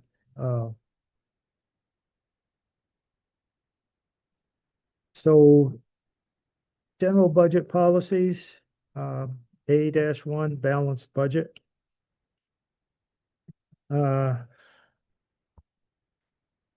Like the second paragraph from the bottom, the town will not balance the budget by using one-time or other non-reoccurring revenues to fund ongoing expenditures, except in the event of an emergency or extraordinary or unforeseen events. If extraordinary or unforeseen events necessitate a budget in which current revenues are less than current expenditures, and which thus relies one-time revenues to balance, the board and the town administrator shall provide along with the budget a plan to return to a structurally balanced budget in no more than 3 years. So we have been, the town budget has been subsidized with free cash for a number of years. And I don't recall seeing a 3-year plan created or presented to get out of using free cash. to supplement the budget. And back in 2009 and again in 2021, we had the Department of Revenue come in and do a financial review of the town. And one of their recommendations is to limit the use of free cash.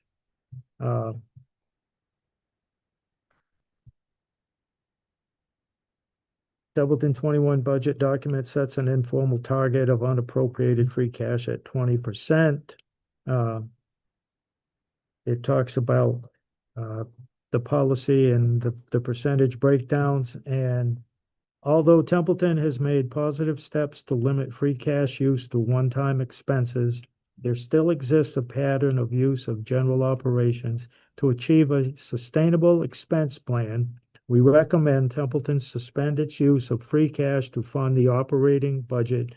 Free cash should be used to fund unanticipated costs, one-time expenditures, and replenish reserves.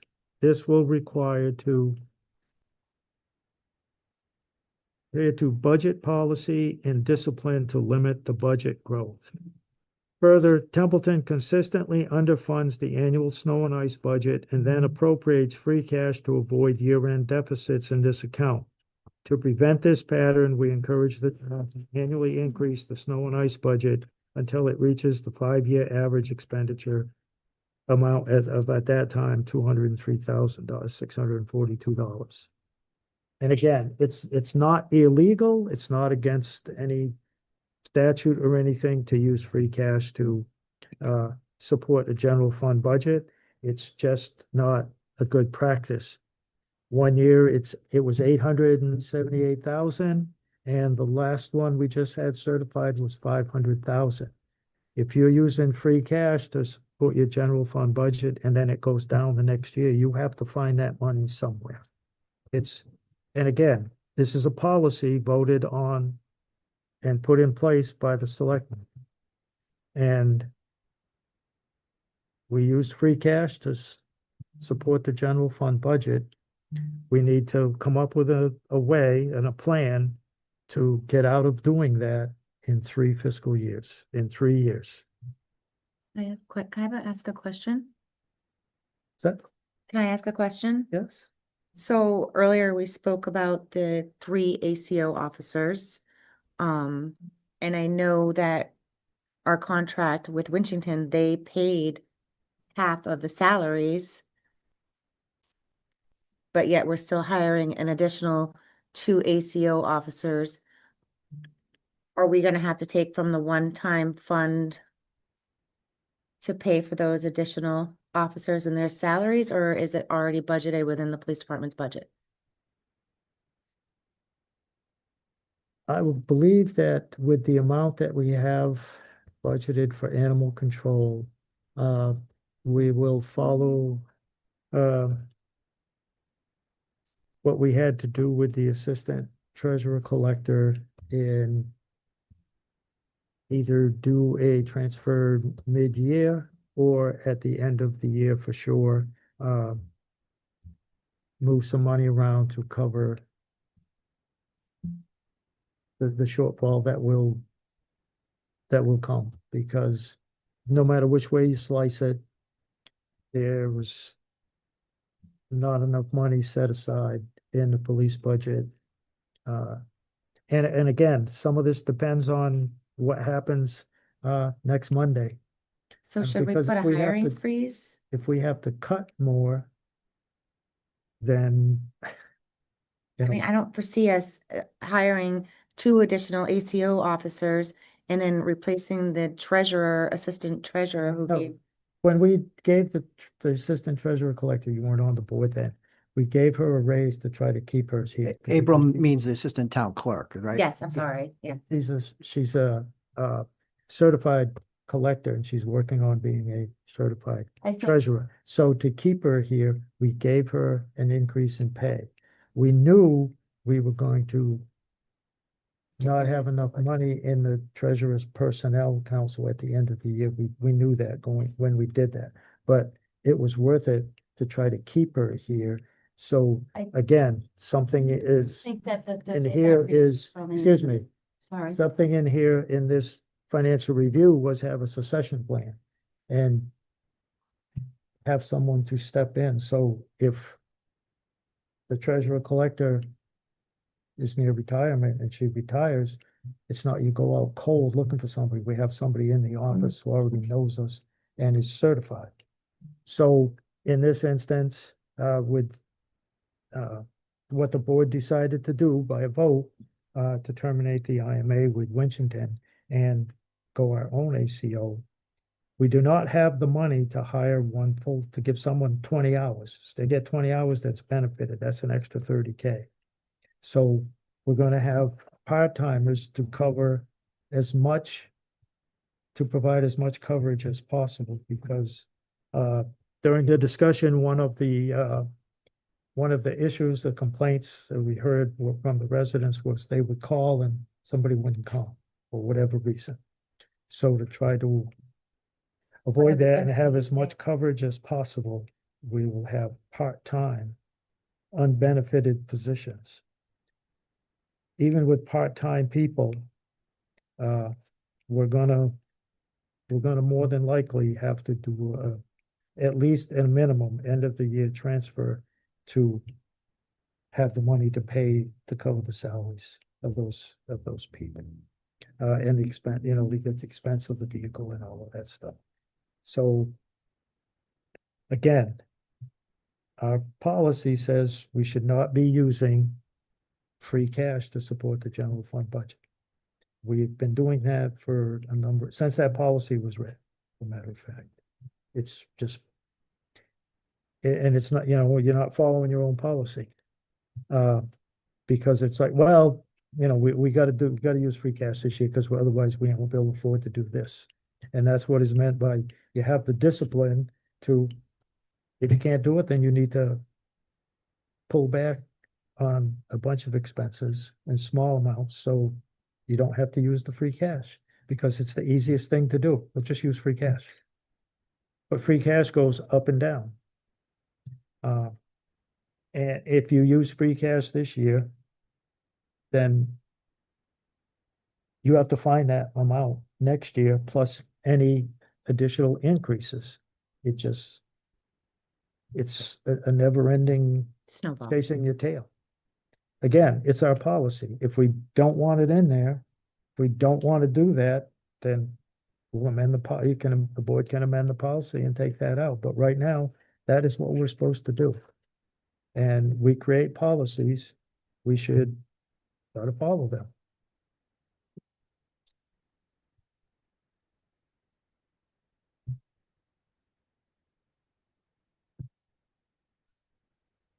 And it's the budget and budget message.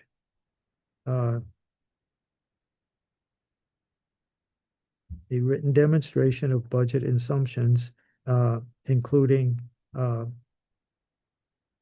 forecast, and to have revenue projections, which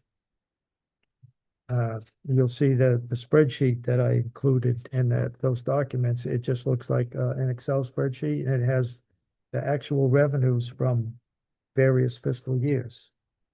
That is again, that's another part of our policy. We didn't have it this year. We've had it in every other budget cycle.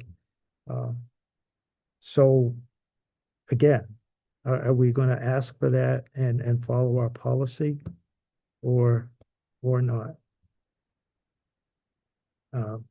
Because, the policy in presenting a proposed budget to the select board for their review and consideration, hey, town administrator shall prepare a revenue projection for the upcoming fiscal year together with the history of revenues for the past 5 completed fiscal years, the recommended operating and capital budget for all town departments, enterprise funds. So you have a way to look at the history of revenue, as we had to do last year at the last minute. We had to, it was either close a building down or use financial revenue history to make adjustments on the revenue side so that we could keep Scout Hall open rather than, I mean, it was, brand new completed. This was before it got struck by lightning. And some guys went there and watered down the inside of the building. No offense, Mr. Payne. But you get a brand new building finished up and you're gonna shut the heat off and stuff, where we made some revenue adjustments of past history, we were able to keep that building open, which made more sense than closing it down. So when should we expect to see an updated? This, when you get the budget book, budget presentation, that should be included in. If you go back and look on all the previous budgets, except for the 27 budget, this was at the beginning of the book.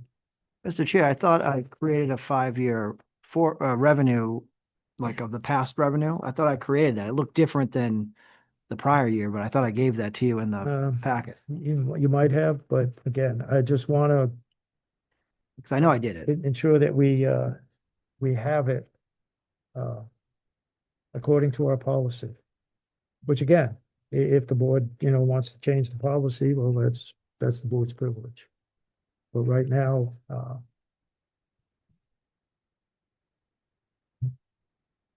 again, going forward, a lot going to depend on what happens Monday.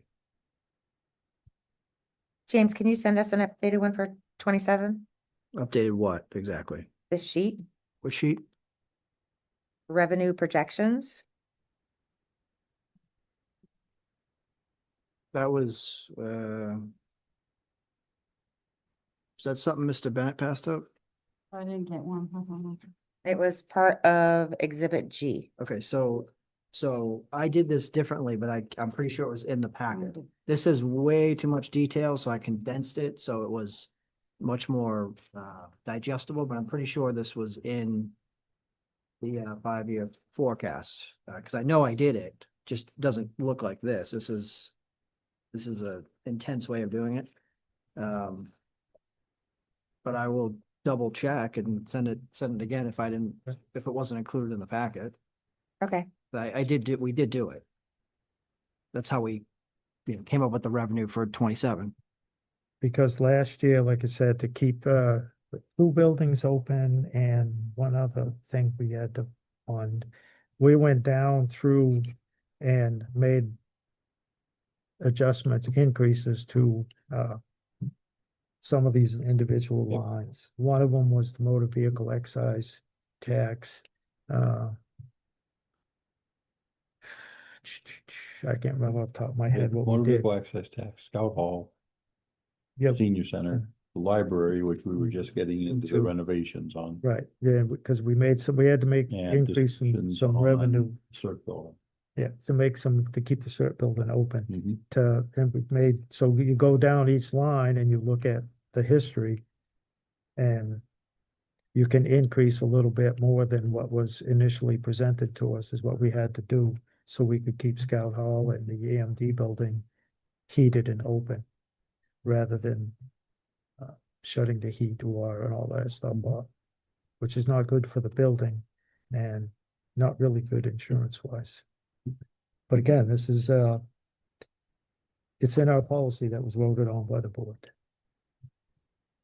So if we, don't want to follow it, then, the board can change the policy. But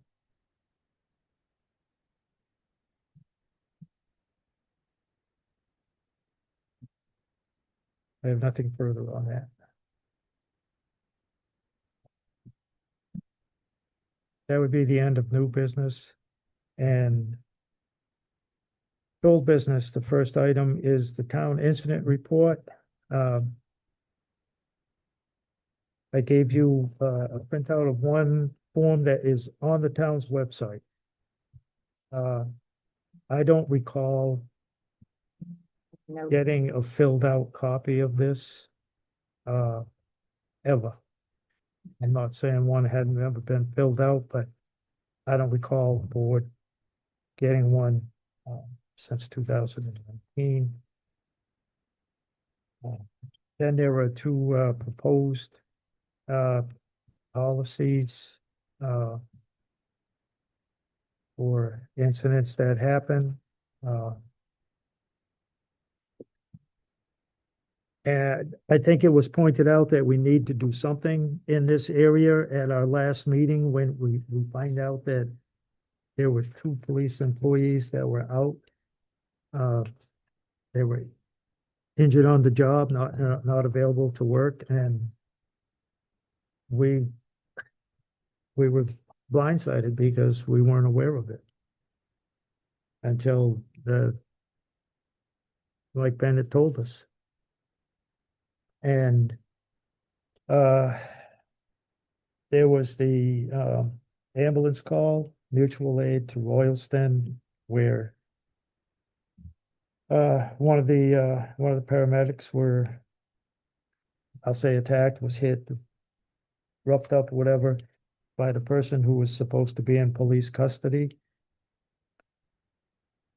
I don't expect to hear it that night as soon as it happens, but I would expect to hear about it from the town side the next day rather than a resident calling me and telling me about it. So, excuse me for looking at my phone, but I did take notes because I looked at the old policy compared to the new policy. And the one thing that I do like in regards to the new policy is it gives a specific time frame in which the board should be notified in the chain of command. So, and one, and I can't remember which one is, one has been brought before the board several times. And it has just been kicked down the road, for lack of a better description. But again, the last, just recently,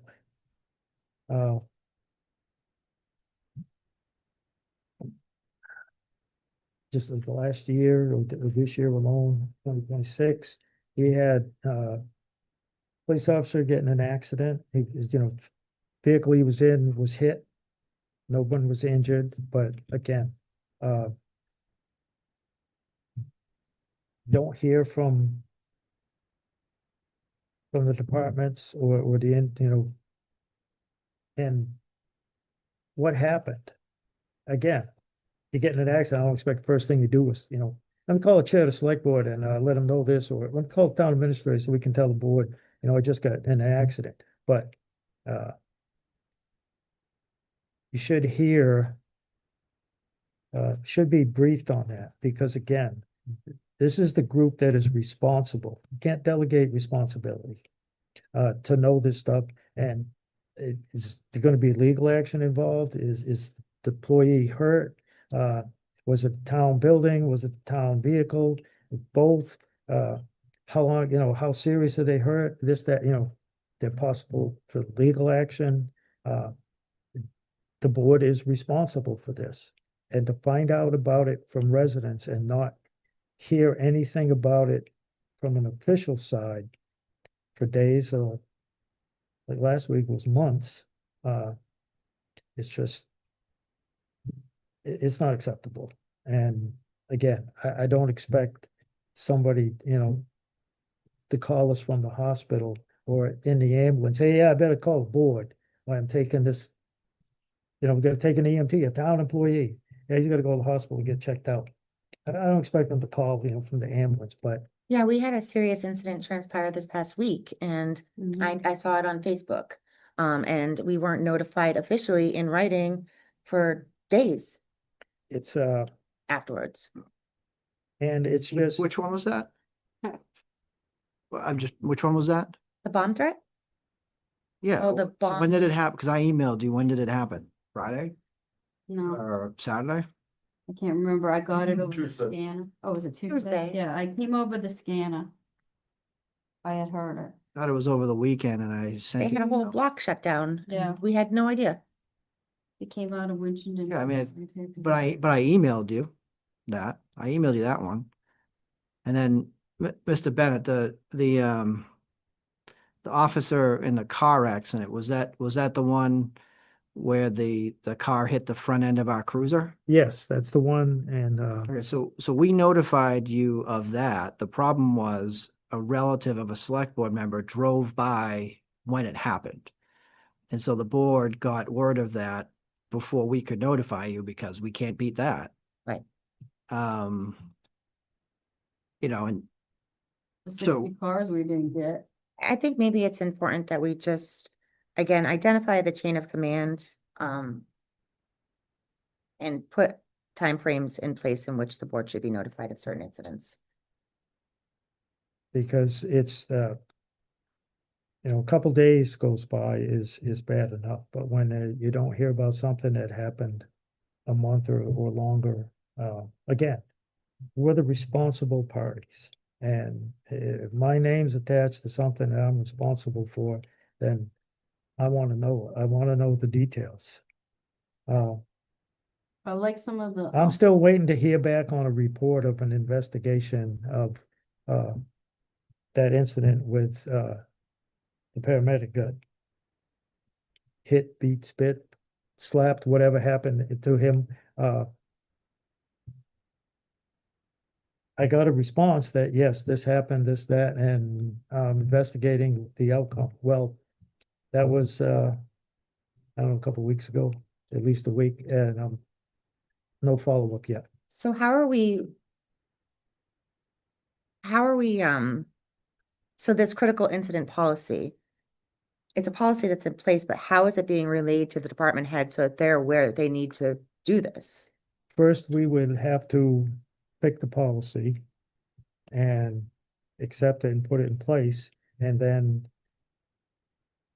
instruct the town administrator to email them, have a department head meeting and say, this is what the board said they want done and how they want it done. So when there's an incident, you fill this out and ensure the board knows within the time frame. Can we request signatures so that we know that they're aware that this is the policy that needs to be followed?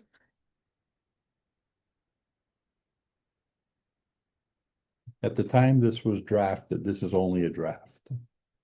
This was shared, but the feedback that came back, it never went forward.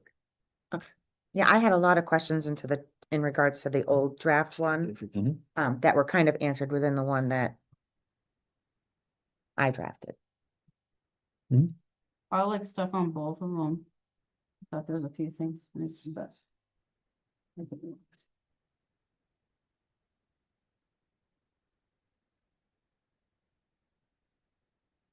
So if we follow the select board operating procedures, before we can implement a policy, we have to talk about it at least one meeting.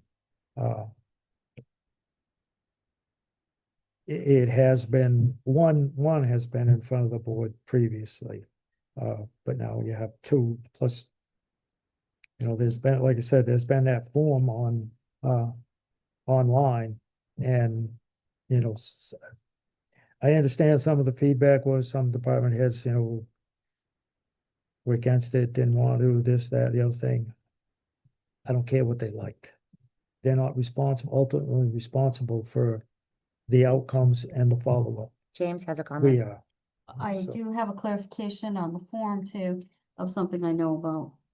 Who did use it, Yes, we might not have gone. So I don't know what feedback department heads have submitted before, and, I read, I think this one looks similar. Some of the comments and concerns that the public safety had was the time frame for notification. So comment came about if the chiefs have to remain on scene for a while, if they're supposed to immediately notify you, what does that mean?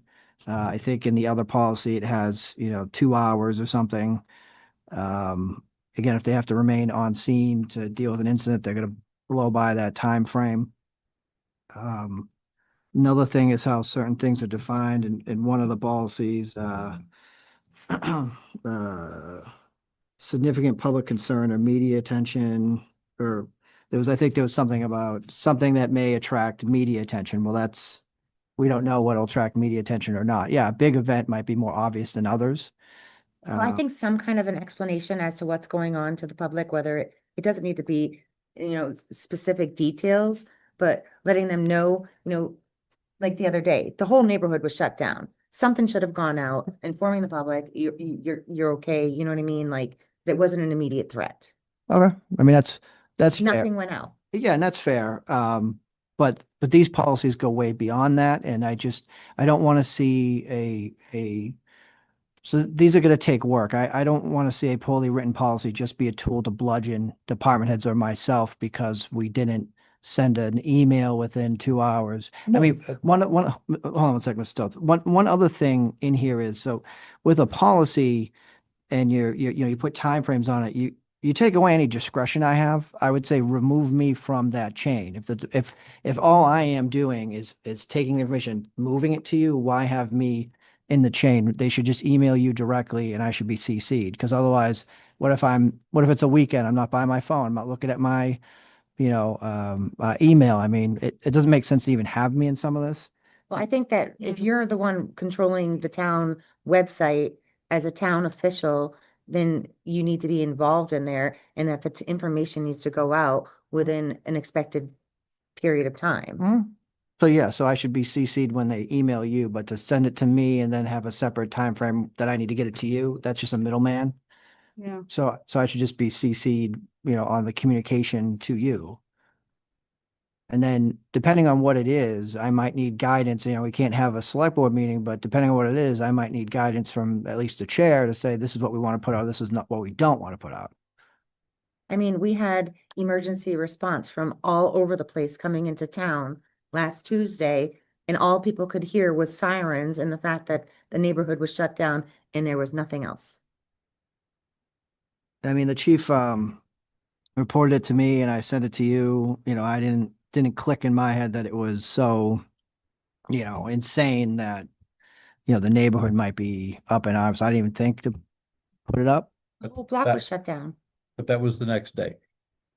There was once upon a time, and it's coming up on 2 years, the chair of the select board used to have a radio that was issued by emergency management. Hmm. The radio was called back for reprogramming. It was never reissued out. Be that as it may, it is what it is. We have a code red function. Hmm. We can't have a selective group. I understand dispatch is busy. How long does it take to send out a code red message? Major incident, update to follow. None. Think. It's not that difficult a task. And it's not to micromanage, but people ask questions. Yeah, but And it's like, yeah. what's going on? I don't know. That is not what we should be telling the general public. Well, so I don't disagree. I think there's two things. I think there's communicating to the board. And I think there's communicating to the public. Yep. These policies mostly talk about communicating to the board. So that's where I'm coming from. If we want to talk about, how we communicate with the public, that's kind of different from what I was reading in these policies. So we're talking about these policies. I think there's a lot that needs to be defined. I think there's a lot to be discussed about timeframes, Yep. chain of command. I have a list of a few things. But part of what we need to focus on here is what is the problem we are trying to solve? Because if it's the board not, liking the fact that residents ask them questions sometimes and they don't know the answers, I mean, no matter how much we communicate to you, that's gonna be a thing once in a while because you are part-time volunteers and you hire us to manage the day-to-day. So there's a lot of stuff that's going to happen in the day-to-day that you're not going to know about. It's not that we don't want to inform you, but I guess we can't It's a see. little more than being a part-time volunteer, Mr. Ryan. We are the elected officials. Yeah. We are the chief Right. executive officers of the town. Yep. No, I agree. And there are like 200 different laws that give us our authority and our responsibility. At the end of the day, we're the ones who are going to be standing tall in front of the Attorney General. Mhm. For too many years, from my perspective, Right. the entire time I have lived here, a bunch of people are operating in silos and they don't want to share information. That has got to stop. This town has got to start functioning like a town. Sure. We've got to operate as a team. We've got to stop being, I've got a secret, I'm gonna hold it here. No, that doesn't work. Sure. That is part of the intent when we originally started to put this together. The But- need to know basis. Sure, but thing. you'd agree that your statutory authority and all of the power that you have happens at these meetings and nowhere else. Yes, Right. So the question kind of becomes is, yes, I want to keep you informed. The department heads want to keep you informed. But at a certain point, how does some of this information help you do your job when you're at these meetings, or is the rest of it things that we have to manage during the day to day? well, some of it would certainly help us do our job. Sure, some of it, but again, if you're not here in the day to day when we're doing all this, there has to be a certain level of you feeling comfortable saying to a resident, well, I don't know that. We have full-time professionals Have you seen That- that form that, before? that run this. Yeah, and I have a lot of issues with this too. This has been in place for Actually- well over 11 years. Yeah, I mean, and I have plus- never seen one come in front of this board and the board closes these out. Sure. Well, I don't know if- but like I was saying, if I could just. Well, what I know about those forms is the That's fine. DPW, the Public Service Director, they were using them and. No, I printed, They were coming into the select board office, because, Mhm. in my past life, a town employee filled one out on when the tractor went, when the engine and everything. And they had to fill one of those out, and then it was sent through the chain to the select board office. Mhm. Um, So if The we, fact that the select board members never got it or ever seen it, I wouldn't know. I just know that in my end, I made sure the employee filled it out, sent it to the Public Service Director, who in turn sent it into the office. so if we fill out this form, so for one thing, we can't, if we fill out this form and send it to the board and it's discussed, it becomes a public record. We can't give you the employee's doctor's name. Yeah. There's a number of things on here that is being listed that is not public information. So I mean, this form has to be updated. Where is that form? I don't have that. They were sending one down. I didn't.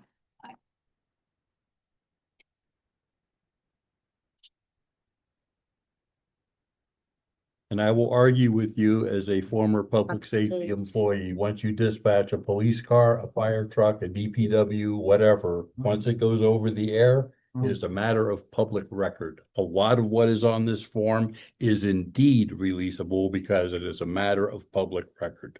Okay, but not Yes, employees. there is the employee's some doctor. personally identifiable and HIPAA the employee's information. address. I will agree with you. And again, how does knowing some of this help you at these meetings? I don't think it's about the knowing everything on the form. It's to know what the incident was. That I didn't think Correct. the form was filled out. And, by an employee, in one of the departments, and what the incident was. And, the situation, not everything on it, we need to know as a board member, but we need to know the incident happened, the form was triggered, it was filled out. In case there's anything, that we need to know about budgetarily wise, or problem solving is one of our skills too, Seth, that people don't talk about. Yes.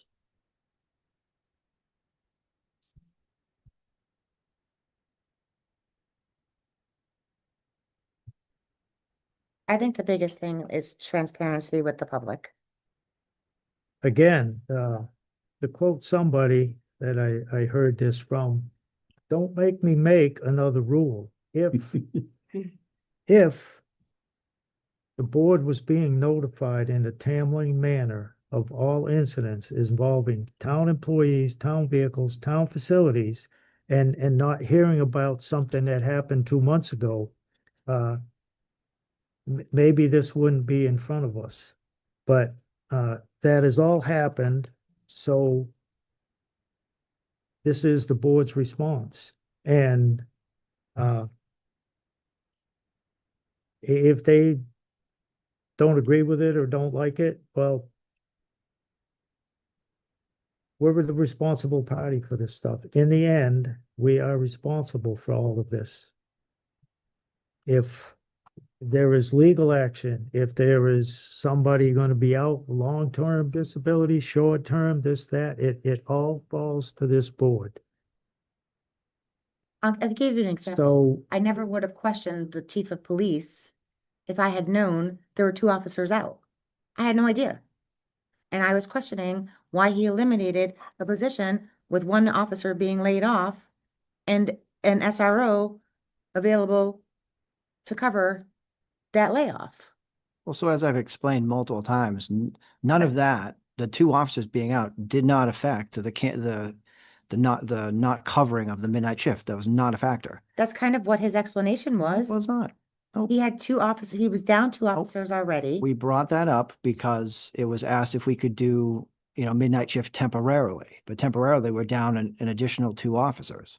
But the entire time, we were talking about a budgetary amount of 8 officers. He's saying with 8 officers, he can't fill the midnight shift, and that's what that whole conversation was about. And nothing to do with the 2 But again, officers. It had everything to do Because with the 2. 'Cause six- we were operating under the premise, we had 10 officers on the books, No, Mr. 8, Ryan. no, 8, and he told you with the 8, he's not doing the midnight shift. It was later in that conversation, we said, in addition, we also have 2 officers out on injury. Mhm. We have 8 budgeted, had nothing to do with the injured officers, I'm sorry. well, the fact is, 2 officers were out of work and we weren't aware of it. And so the result is going to be, one of these things, they're going to have to follow it, and they're going to increase some paperwork for them in notifying the responsible parties. It's the bottom line. It won't be tonight, because again, if we follow our operating procedure, we have to talk about these at least once, I would like to at see. one meeting before we can enact on them. And now we have, several to look at. Would it be possible if James, since that's what we hired him to do, to help take the 2 of them and merge them together? And then, make sure that the things that would not, do anything to our employees, that we have legal things that we can't do. I don't know how to say this, without, I know what you mean. yeah, illegal rights that we don't want to infringe on, employee rights of the state of Massachusetts and the town, et cetera. I just want to make sure, and I would just like to see, if James, if he could put together the 2 together and then with, like the time frame where he feels like it would be more, achievable for, like, if, the officers are, so everything's still on call on the site and et cetera. All of the dots and i's are crossed. And then we could go back through it. Can you merge these 2 documents, run it by the department heads, and then present us with something else at a future meeting? Yeah, that's what I'm trying to. I just don't wanna have issues with employees if we're doing something in there. Through the chair. Yes, I am amenable to that. The one dated February 1, 2024 did pass legal review. I was involved as we hammered this one out with Chairman Curry at the time. And we spent a lot of time putting this one together.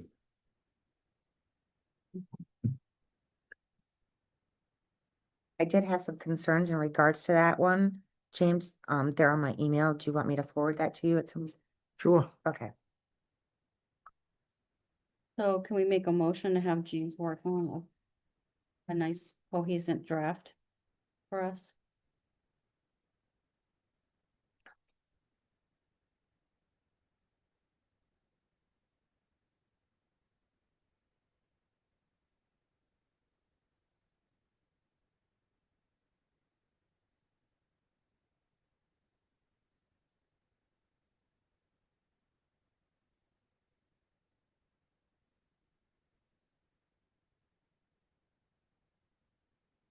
I'll reach check up. He's reading something.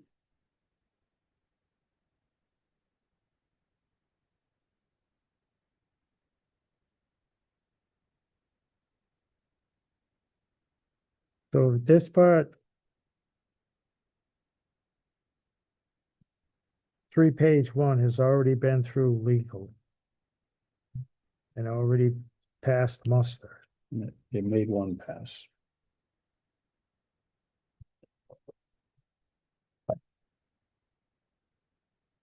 Then do we want to go through all of that again?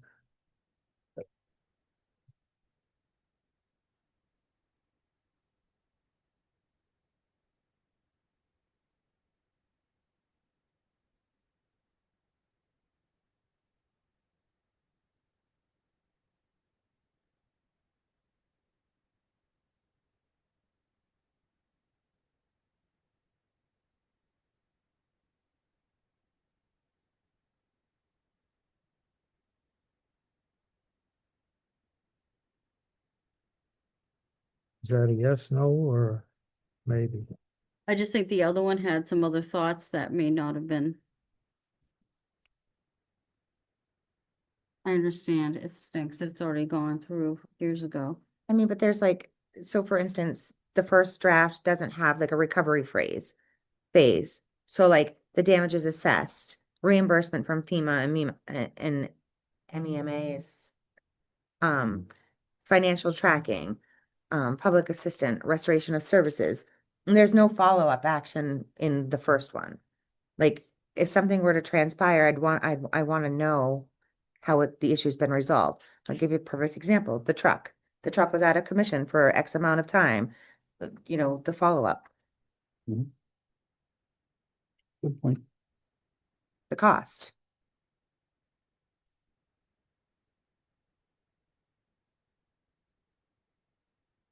Did you Um, have a? There, Yeah, I wanted to make a motion that we have James take the two policies and with the suggestions between the two and try to merge them together and give us a cohesive draft. which fall within the guidelines of HIPAA. Yeah. Guidelines of employee laws and HIPAA and all that.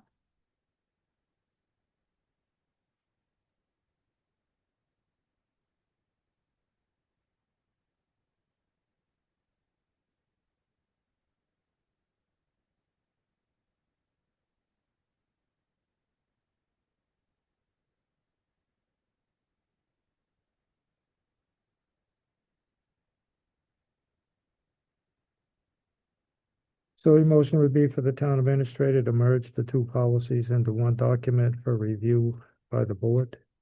Correct. Yes.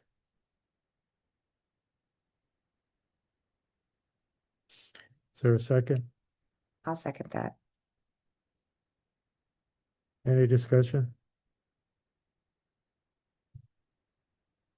The only discussion that I would have is again to reiterate the fact that we are responsible and the chain of command and what gives us the right to know.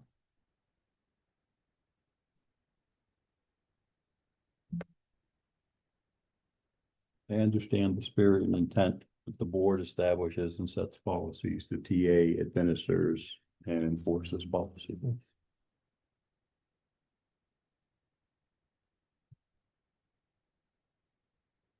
That's out of our That is, select board operating policy, Yeah. almost verbatim. that is. I may have in missed a the- comma and a space, so You missed that semicolon. you may smack me. Not on camera. I gave you permission. Okay. So we have a motion and a second. Any further input on this? Hearing none on the motion, how would you vote? Ms. Cover? Yes. Ms. Graves? Yes. Mr. Toth? Abstain. Mr. Bennett is yes.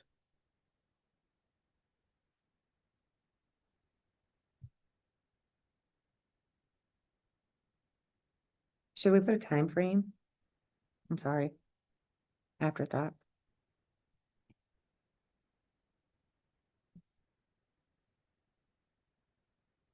All right. Next item up is 27 goals. May I, Mr. Chair? Yes. So in your pack is a memo from me where I attempted to take what everyone submitted and see where you overlapped. You know, as I think I mentioned in the memo, some creativity was involved because everyone sort of approached it differently and writes differently and different ideas and whatnot. But this is, I think, a good representation of where you all aligned. Mr. May isn't here, but the four of you, I'd probably suggest starting with what you want to accomplish over the next year and next 3 to 5 years. And then if you want, you could circle back to some of the other stuff, but the other stuff more is just trying to align you in how you work. But it's the board's prerogative, so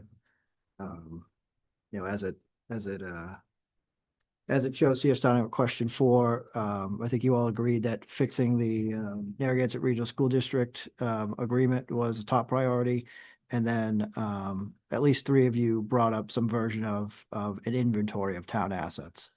Longer term, at least 3 of you brought up some version of bringing more businesses into town, helping, share the tax burden, being more business friendly, funding the Main Street Bridge repair or replace. And then a few of you brought up government structure or chain of command type stuff.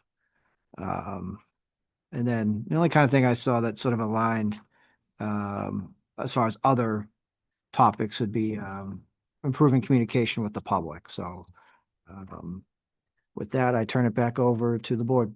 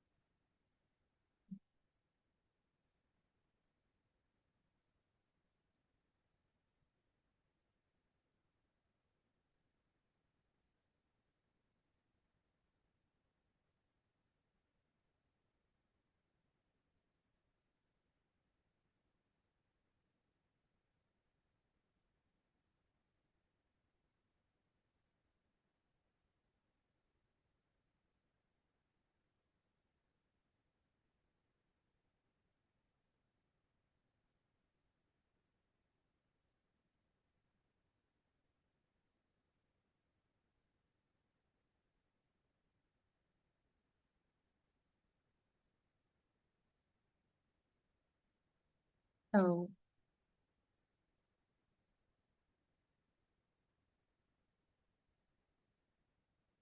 where are we at with this?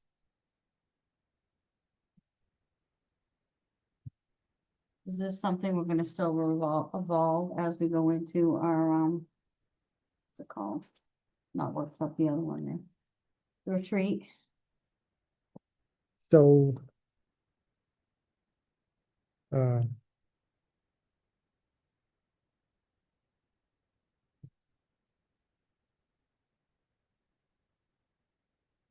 comments on these as far as do you think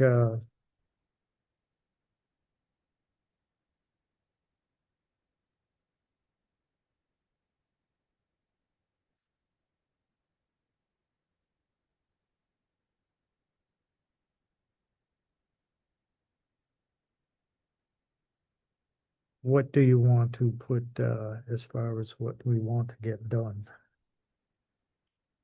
I think we should take them one at a time, and I think maybe having another I think it's too much to add to the agendas, because we have so much to talk about at the agendas, our meetings last forever. I think maybe just having one workshop meeting to discuss, like question 1. And then if we have a policy, we can discuss it during that time and then vote on it during our next scheduled meeting. Like, I think that, I'm not opposed to coming to a meeting once a week until we get these squared away. I think that things have just gone astray for so long that it's necessary. The retreat that we did last year, we were given the same questions and that we had filled it out and then we discussed it as a group on what our feelings are, and then we kind of like cohesively came up with what James just did, how we broke it down between what he's seen commonly. We did it together as a group to find our common goal on what it was. So should we do that collectively as a board at one meeting a week and then just continue and like implement them? Because I think there's like a lot of confusion you know, as we spoke in regards to the incident report, the chain of command. Well,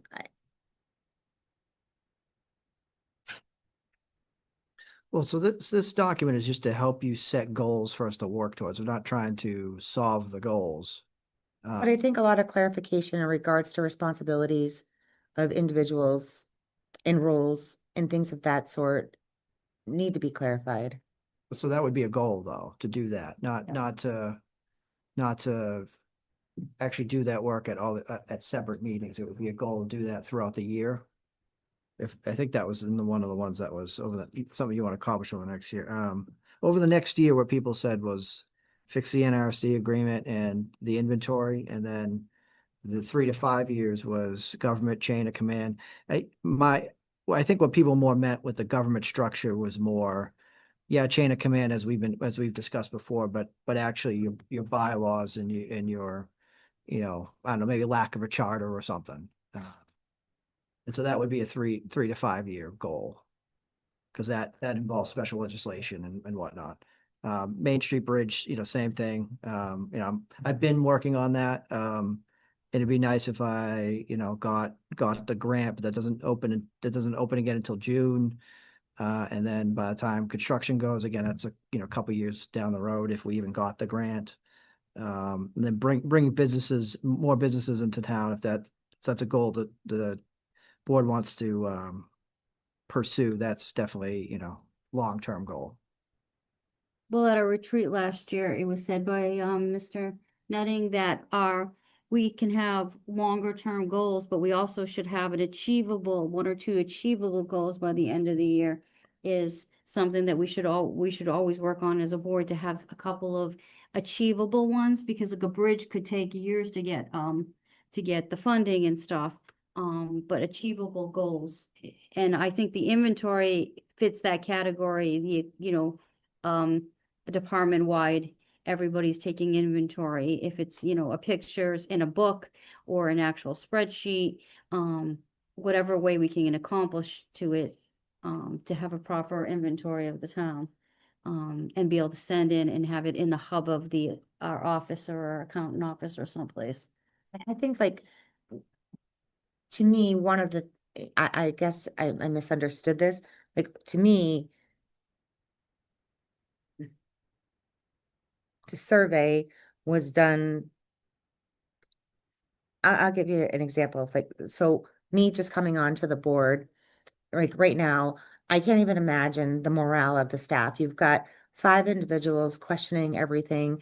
You've got, I don't know, I think that we need to work together in communicating clearly what our expectations are. I think that will definitely help with the morale, and the vision of the board. I also know these questions in 2021 are on one of the select board agendas. They're almost identical. So the select board has been given these questions as boards in past, how they achieved them, how they achieved their goals, and how they ran them. In the past boards, I don't know. But I noticed that when I was looking through some documents the other day. And the thing that I also noticed, we talk a lot about different things, but then there's no action taken on the things. Yes.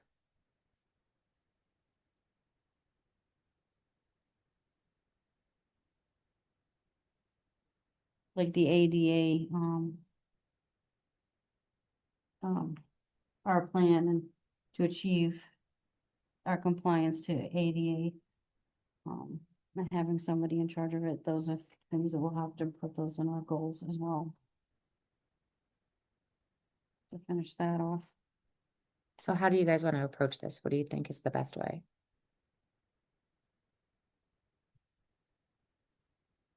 Eat the elephant one bite at a time, line by line. Well, but why don't you start with the ones, what you want to achieve over the next year and what you want to achieve over the next 3 to 5 years. So does the board agree that over the next year, we should work towards fixing the Narragansett Regional School District? I'm not sure we can, It might take longer. because than a right year. now it's in Phillipson's hands. Sure. Until they take the vote, I don't think we can do anything with it. And Well- I'm not to be a naysayer, but that's the next No. logical step. And I think that we've already taken the steps that we possibly could. in regards to that. All right, so maybe that's not a good, what about create the inventory? Yes. Yes. All right. I mean, That is achievable. is that a yes by all four of you or, I agree. all right, Public So then Jack, you've- agree you've- with Inventory. you've decided on a goal, townwide inventory. But most importantly, again, at question number one, vision and policy setting, I think we need to set standards as to where we are as a board and what our expectations are. Like, if we're gonna, I don't wanna just jump around on this worksheet Well, here. so, Yeah. so the reason why I wanted to start down there is because I wanted to help the board get the concrete goals out of the way. If we want to start at question 1, 2, and 3, and more to help you get thinking and more to help you work well together. The team. So if we want to start with question 1, fine. So, I mean, does the board agree that these are the top 3, responsibilities of the board? Because if that is it, then that's going to be that can be your guiding compass over the next year. I Is think it's problem solving should have been added. Problem solving? Yeah.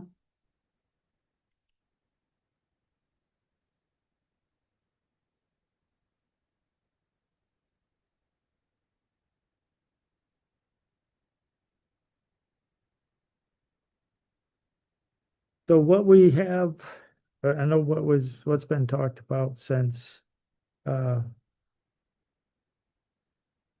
Ryan came on board was a read through, and there's a lot of wordsmithing in the personnel policy and an inventory complete. It's been brought up multiple times, different different versions. I know one that I had listed vehicles, then IT, and then facilities and equipment stuff separate. But it's been inventory, it's been pushed out last couple, maybe 3 years, at least 2 years. So it would be the inventory, the personnel policy. So, Mr. That Chair, the is- personnel policy, as you probably remember from, I think, my weekly reports, that's a goal set for September 1st. And so I've been working on that Right, but I recently. mean, that's one of the goals that we should have, and it's achievable this year. I mean, Yeah, but I wouldn't, that's already, Fiscal year. we're already gonna do that, so I wouldn't add that to your FY27 goals. That was FY26's goal. So we have the personnel policy that's already in action, the NRSD agreement's already in action. Town inventory, you're working on that, right, James? No, I did a vehicle inventory, but to be fair, the goal of last year, I think it did say townwide inventory, but I did a vehicle inventory. The NRSD, that was to fix the agreement, but as Mr. Toth said, that might take more than a year because of, legal action or whatever. But there has been action taken on that, so Yes, that's the most important thing, is that we're forward motion. right. Inventory and town assets, is that something that we can have the seniors work off program take on? Going and doing an actual inventory and, So if we want to do this, I probably have a couple questions. I mean, are we trying to do the big assets or are we trying to count every chair that's in this building type of thing? I think you do both. I think taking a picture of what's in a room for not counting every chair, but taking a picture so that sets you your inventory on if something happened to the room. Like if you had a fire, you had to replace things, you would have the picture, you would know what's replaceable. like animal control, we didn't know that that laptop and that cell phone didn't belong to the town of Templeton. Or that their washer and dryer didn't belong to the town of Templeton. And things of that sort, do you know what I mean? Like, No, we knew that the laptop and the phone was theirs. They buy all the equipment. The wash machine, yeah, I don't know about that, but but like, that's the type of stuff, like, we just can't have things going missing or, one person thinks that it belongs to somebody when it doesn't. Like, there's a lot of things at the senior center. I think it'll be, some of those things, a picture would be best, and some things, an actual physical, you count the inventory. There's, in my experience, in my past life, working in retail and so forth, doing many inventories and the radio station with records and things, there is different ways. Like I said, insurance wise, this room, you take a picture, and if something happened to this building, but you're not gonna count every pen, every paper. Right. So, but also when you are ordering pen and paper, you could be adding that so what you had onto your tally, that you had it So- at one point. So if we're doing everything, that's a huge job, and it's gonna require a lot of movement in all the departments. What I would prefer to do is start with the bigger, more expensive stuff, obviously buildings, vehicles, we have a vehicle inventory, and like computers and hardware. That's where I would start with that, and that would be, I think, a good FY2027 goal. Well, But just we- thinking out loud though, we should already have that. Yeah. we There should be an inventory of all the IT and hardware and software. We should have an inventory of everything that has any kind of an insurance policy and a replacement plan on it. Yep. And all the purchases. So it's a good point. So let me talk about that for a second. So Entree is gonna have some sort of inventory. So that's one set of information. Then TCTV might have some of their own stuff that's not, connected to that. So it's another piece of information. Then the police department has all their IT stuff separate. So it's another separate piece of information. So just for that alone, we want to do, if you want an official town inventory, we have to take all that and put it together. And it's going to be in different formats. It's going to be written differently. So that's one part. Then what was the other thing we were talking about? A picture of the buildings as is, the rooms are set up. You should be doing that once a year, so that if anything ever happened, you would know what you had. Yeah, I on mean, for so we gotta get- Purposes. Yeah, I mean, we don't have a camera, but I have my town cell phone, so maybe people with town cell phones can do that, but adding that into the documents is, I'm not saying it's a bad idea, but it's gonna make the document a lot bigger, having pictures, so we probably want to do that sparingly. Well, We show it all on the camera? I've never seen them, maybe. The assessors or Oh, well, yeah, he might, development services? now we have to borrow that to Well- do certain things, and so there's a lot of coordination. That's why it'd be a better idea to chop this into pieces to do. So IT, vehicles, buildings, Like heaven forbid there's a fire here tomorrow. Yeah. How are we gonna say to the insurance company what we had for desks, what we had for tables, what we had for chairs? So, yeah, so with insurance, that was the other thing I was trying to remember. So insurance has another list. And the way insurance works is we wouldn't report all this stuff to them. Our insurance has a limit that they give us based on content. So the contents of this building are attached to a certain dollar amount. So if this all burned down, we would tell them, okay, we need tables going this way, table going that way, table going that way, and we would say we need X amount of chairs for out there, and that's what insurance would pay us for. So we wouldn't have to report that all this got. So we're not doing replacement costs. We're just doing, With contents in a municipal building, it's a maximum dollar amount you can. but having a picture of the room set helps you to figure out what you want to put in for. I'm just saying, in my past lifetime, Yeah, but I'm just saying. no, I'm not saying you're wrong, what I but worked but with. private and municipal is different. We're much bigger.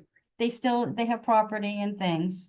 They all have objects and how many trucks, how many computers, how many whatever, how many shirts, how many pants. It is what it is. Inventory is inventory. But to answer April's question, if the building burned down, we would tell them, okay, we need X amount of computers, we need X amount of chairs to get everyone up and running, et cetera, et cetera. And we could do that up to a certain dollar limit. We wouldn't need to know that 5 select board chairs plus my chair plus his chair and blah, blah, blah. well, is somebody taking, so with that being said, do we have, so what is the insurance policy on equipment replacement?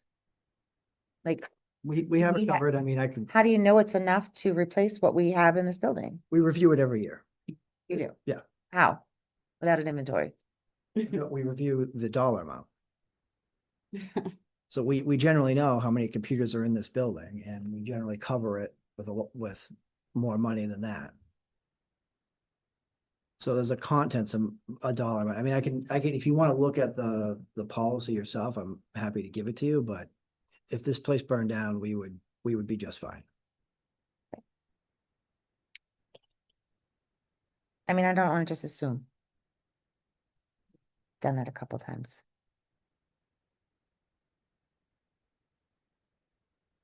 I mean, too, if something goes missing, you don't know it goes missing. Because you haven't inventoried it.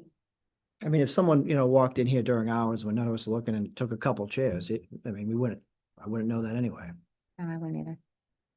Inventory or not, I'm not gonna notice, this type of stuff. Well, having the departments making sure they're doing inventory on the things they have, they might notice something. So like missing. TCTV, for instance, they have like the different owls, like how many owls do they have? Do you know what I mean? Like, Sure. how many laptops do they have that are Templeton owned property? Sure. So like, Yeah. heaven forbid TCTV were to So- walk out tomorrow, what are we gonna be left with to work with? Sure. No, They're just kind of like animal control. They left, we're left with nothing to work with. Like, I want to know what we have for assets to work with. Yeah. So that if we need to backfill or whatever the case may be, we know what Yep. contents are ours. And we're not, So that's why I'd like to start with, vehicles, buildings, and IT equipment. Okay. Because that's the big ticket stuff. Anything that's IT related, servers, like I think Justice has a separate server in his office for his assessing software. So just knowing that that's, having an inventory of all that. So it's different number of pieces we got to pull down. So that would be a goal instead of just saying everything. That'd be a more realistic goal in FY27. okay.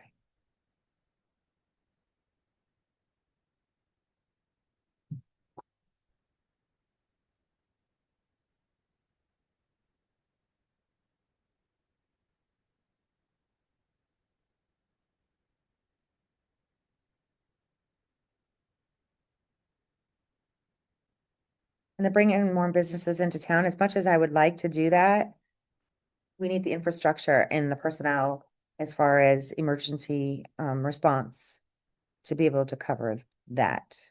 So I understand that that's a long-term goal. But if we don't have the infrastructure to withstand, that's a concern.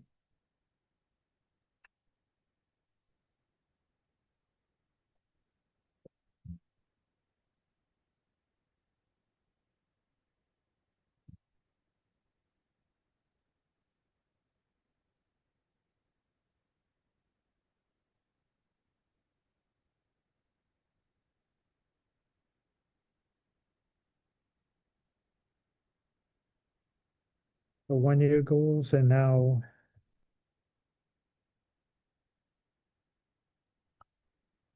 long term, or you want us to stick with what we could get done within Well, the long-term ones will get fiscal first, year?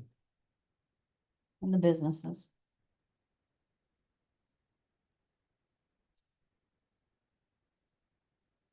I mean, having a list of long-term is important too, because you could finish the short-term and maybe can be So- long-term. Can we set aside a meeting, like a workshop meeting, where we can all come together and hash these out? I don't think that now is, Well, I was gonna suggest that we move to agenda and decide if we want a workshop and a date, and then put the goals on that thing. So we can spend an hour and a half hashing that out. Then we come to a business meeting, it'll just be a vote. Yes, please. yes. Can we do it during the day? What, for the workshop or For the workshop, that way it's during the day when I'm here. I can come in the daytime? I don't know who else can? I just need notice so I can block off my schedule. Depending on the day, I can do the same.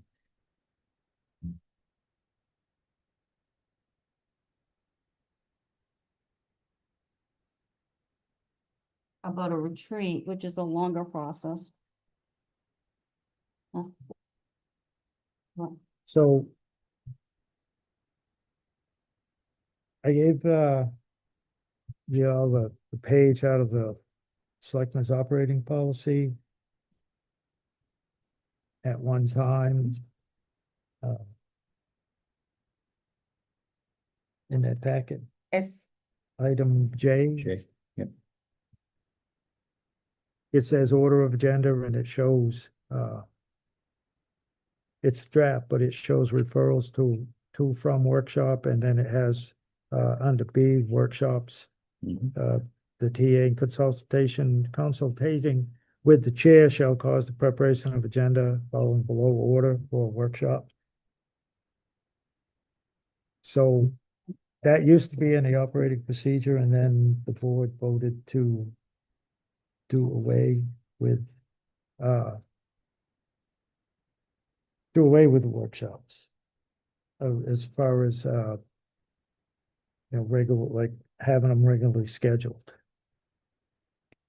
So do you just want to vote to have one workshop to do the goals?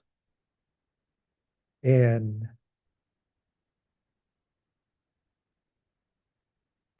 I have think, the agenda for the workshop similar to what's one in the example, or just that?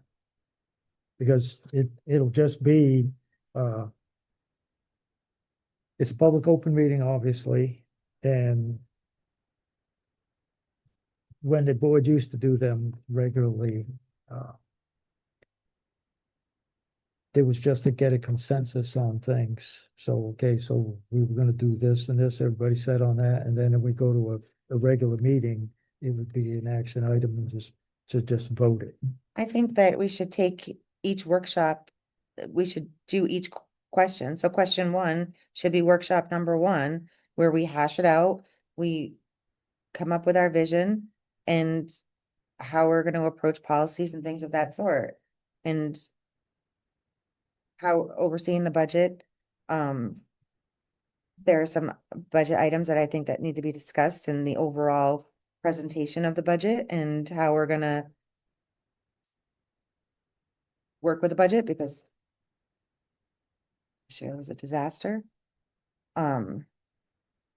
Communication expectations, again, I think that kind of is covered in our policy.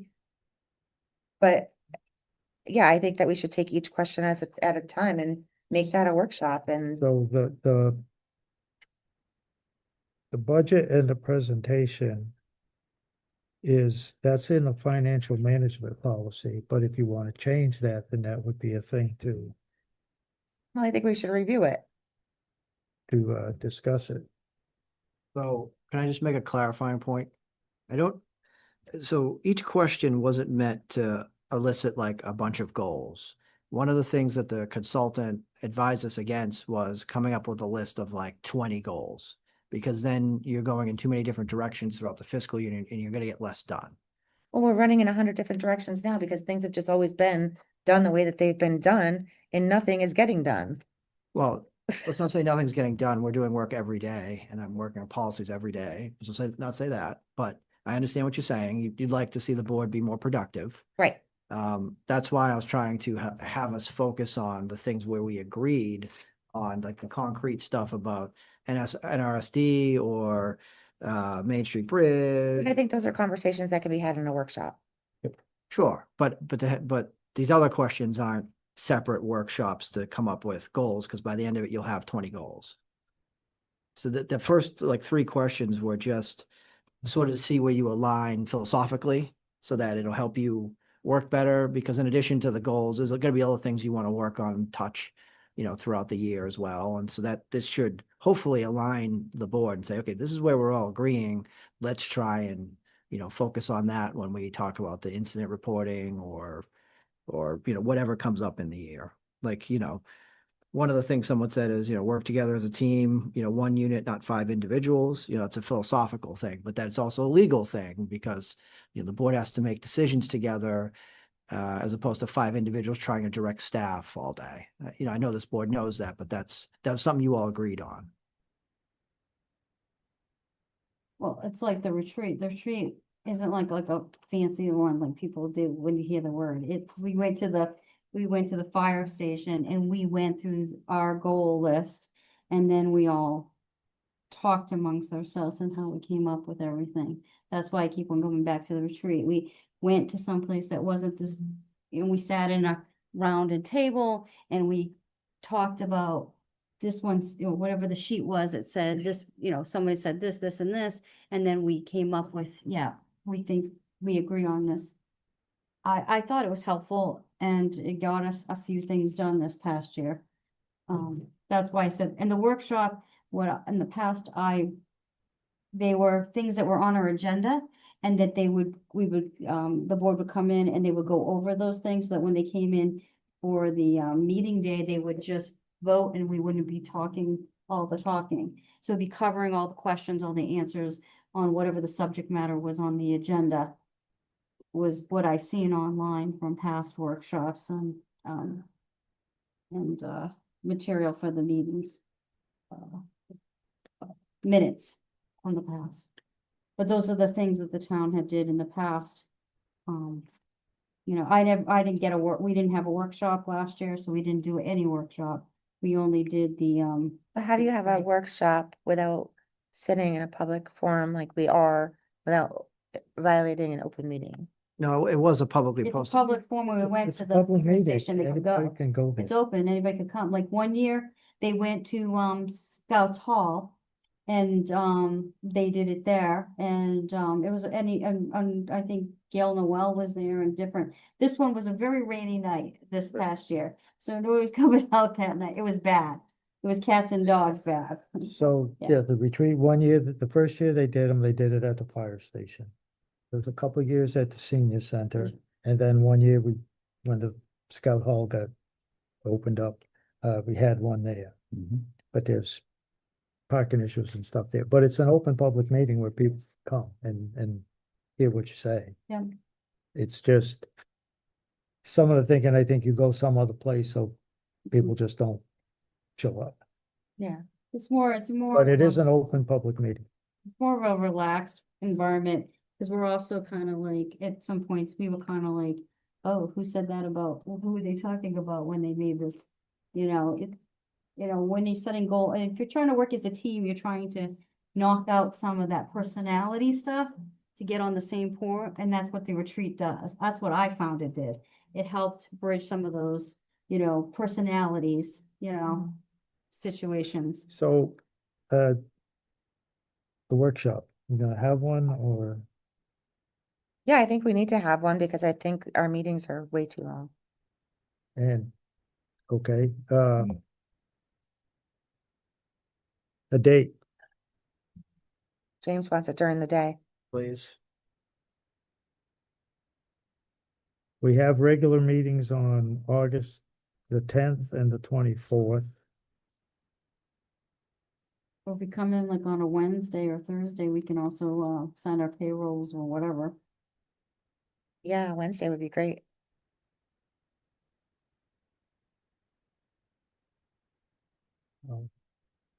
Thursday is better for me. Okay, I'm pretty much any day unless I have a yeah, I'm pretty, dentist appointment or something. We meet on the August 10th. If we had a workshop, well, we'd have to see what Thursday is open per the calendar. okay. So at our next meeting, do we want to set a workshop? date? Thursdays is CPC meets, Well, Jeff, we meet during the day. Yeah, so it won't affect any of them if we're in the day. What time in the day does everybody think? Middle afternoon, morning? I like my meetings in the morning. how early do you want me to get up in the morning? 10 o'clock, Jeff. Can you get out of the house by 10 o'clock? 10 o'clock, that's almost my nap time, because I've been up since 3. You can take a nap from 1 to 2 that day. I have to drink an extra cup of coffee.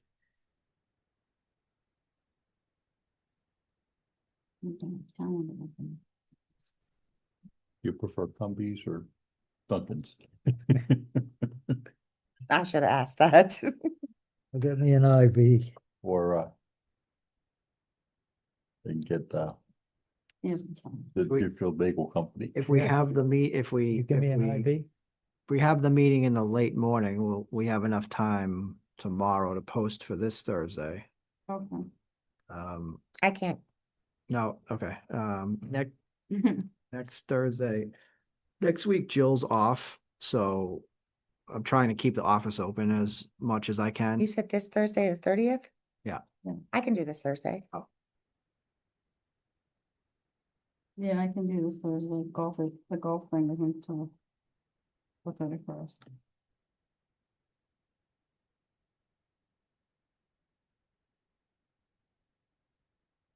But this Thursday at what?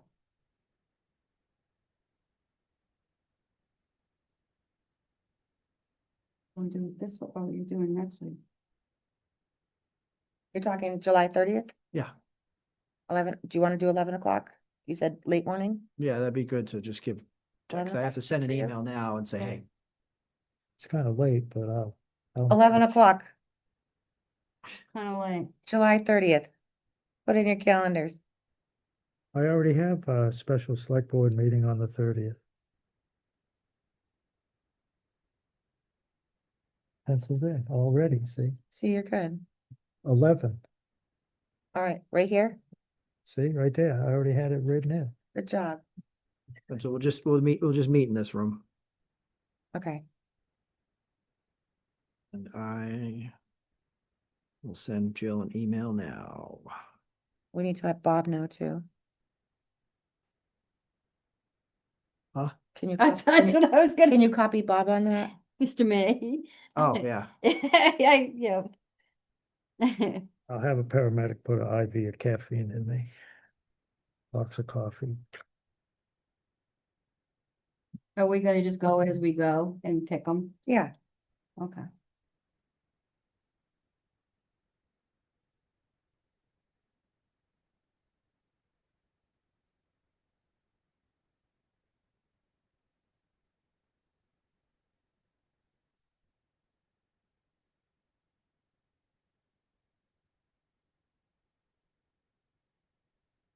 You're lucky I have a 9 o'clock meeting that morning, Jeff.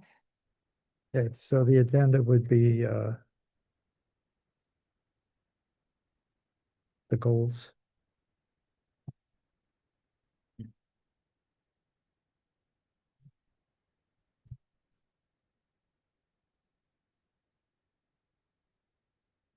The goals.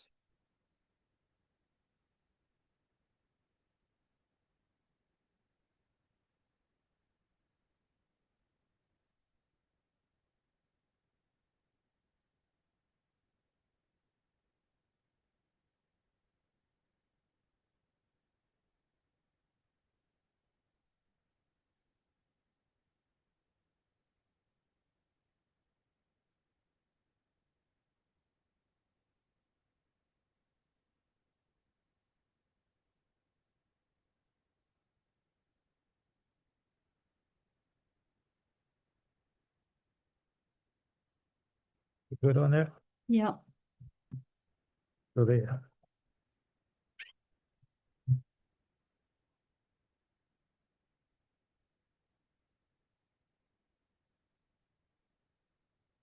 Goals move forward, so. 7:30, 11 a.m.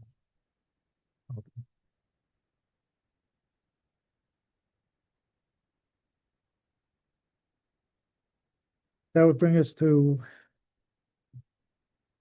the last item on the agenda is town property use policy. I asked to put this on here, and I'd like to propose eliminating the fees. I think they're high. I think they're not required. And we waive half of them all the time anyways. And just as they had a little thing on the common this week and there was a little mix up in who would approve that and who did what. So this year, back March 9th, 2026, at a regular meeting, The town common responsibility was on the agenda.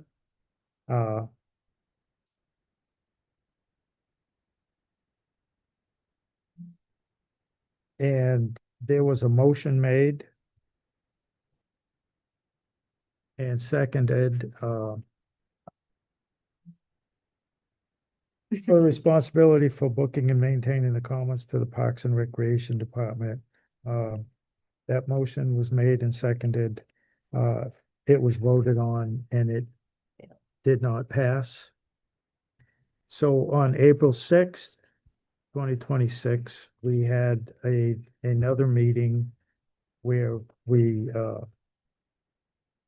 talked about the common again, and we had input from town council on the deeds referring to common land, which is covered by the board. Town council also opines, can find case law interpreting Mass General Law 45, Section 1, as far as the town common. And again, it was on the deed referencing common land. So she opined that therefore Chapter 45, Section 1 does not remove the common from the select board's jurisdiction. And in the end, it was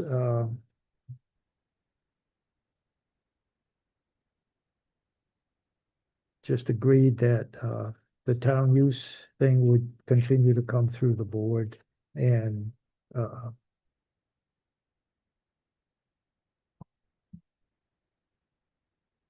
the reoccurring things that the town administrator could sign off on them. But again, regarding the policy, I would like to have this on the next another meeting to discuss eliminating the fees, and just have the policy to reserve the common or space for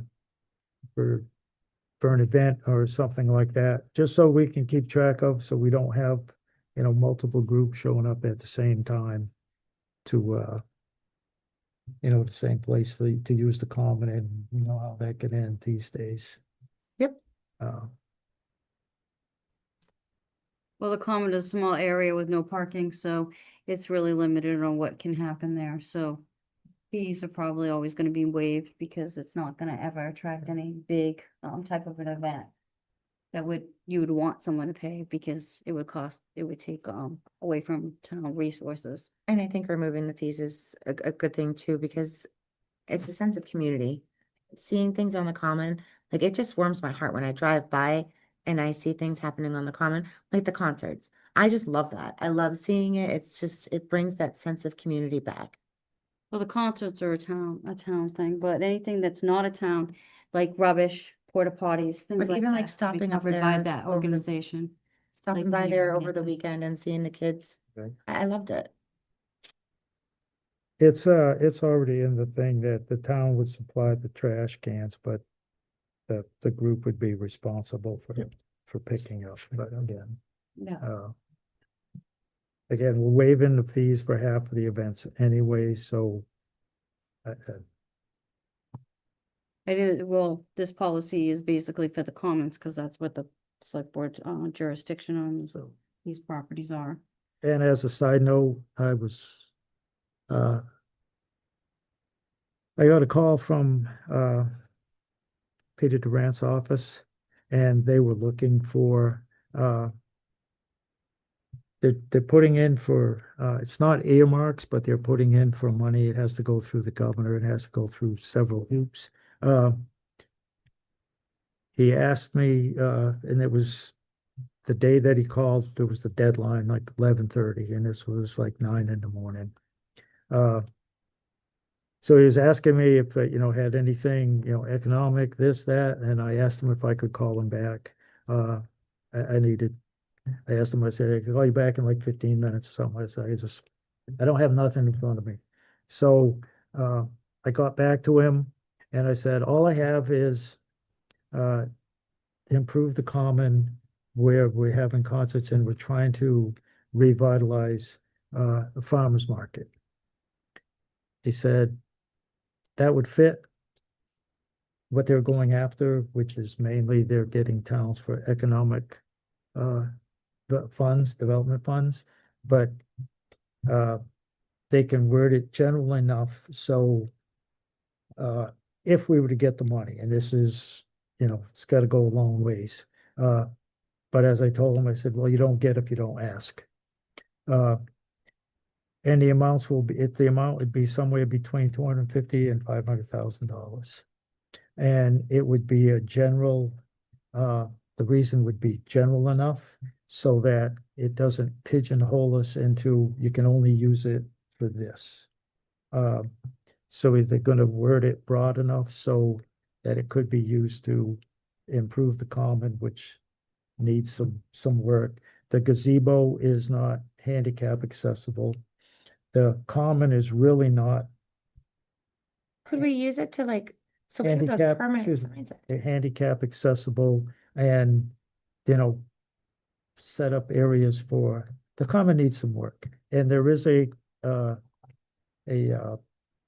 an old plan, but it's a starting point for, improvement of the common.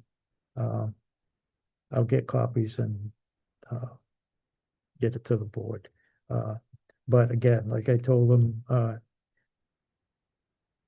we don't get if you don't ask. So ask away. If we get something, we get something. If we don't, we don't. It's just, I just thought that was someplace. It's the only thing I could think of off the top of my head that was even close to economic, that, because we really don't have a downtown area. We haven't had a plan, but putting the cultural council concerts and having the farmers market there at the same time seems to be kind of generating a little interest, but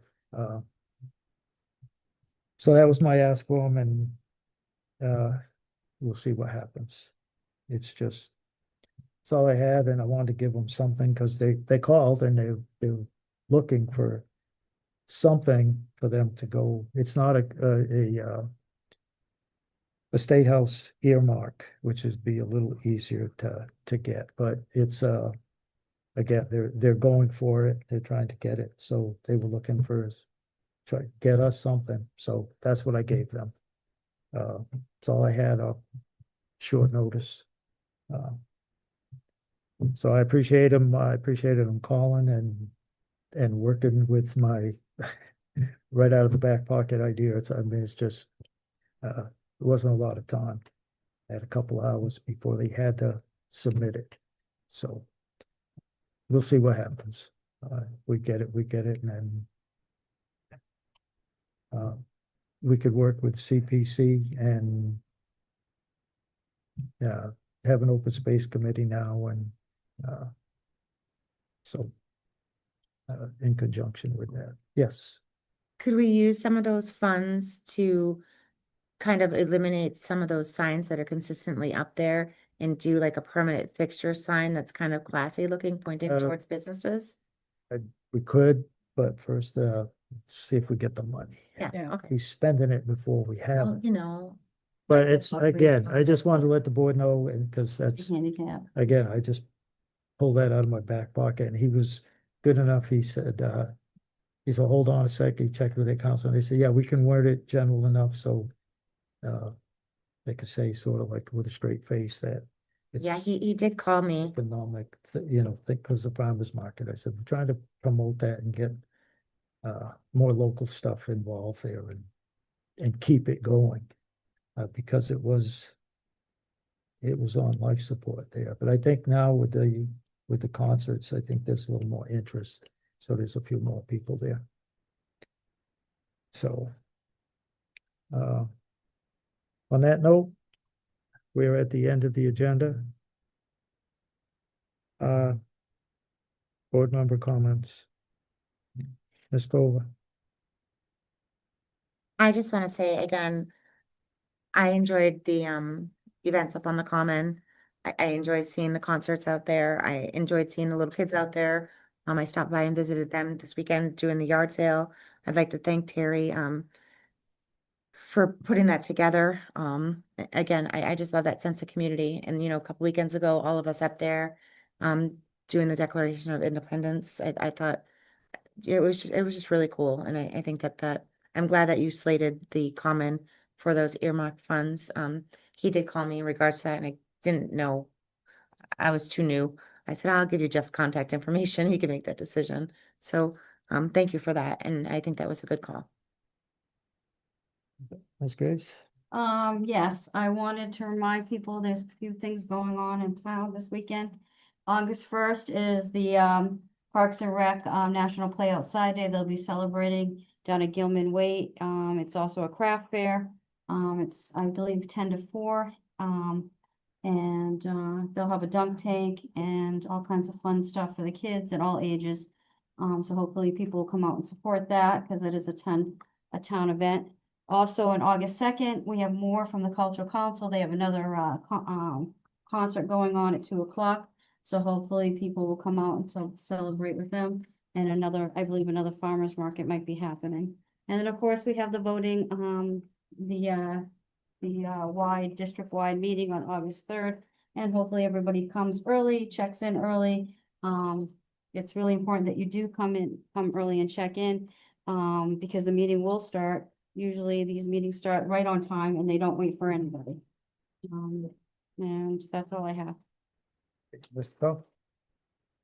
Real quick, last Thursday, I had the opportunity to go out to Greenfield to the Franklin County Council of Governments. Ms. Graves was out there, Ms. McCumber from our advisory committee and former chair of the advisory committee, Mr. Francis was there. Senator Comerford and a whole bunch of folks from the committee that are revisiting and looking at the pilot program for the state-owned lands.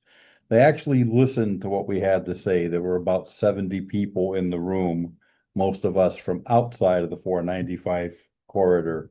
They actually heard what we had to say. What was interesting and my biggest takeaway, there's about 701,000 acres of public lands. 460,000 of them fall under various towns that are paid for in some way, shape, or form by a pilot paid by the state that are taxpayer funded.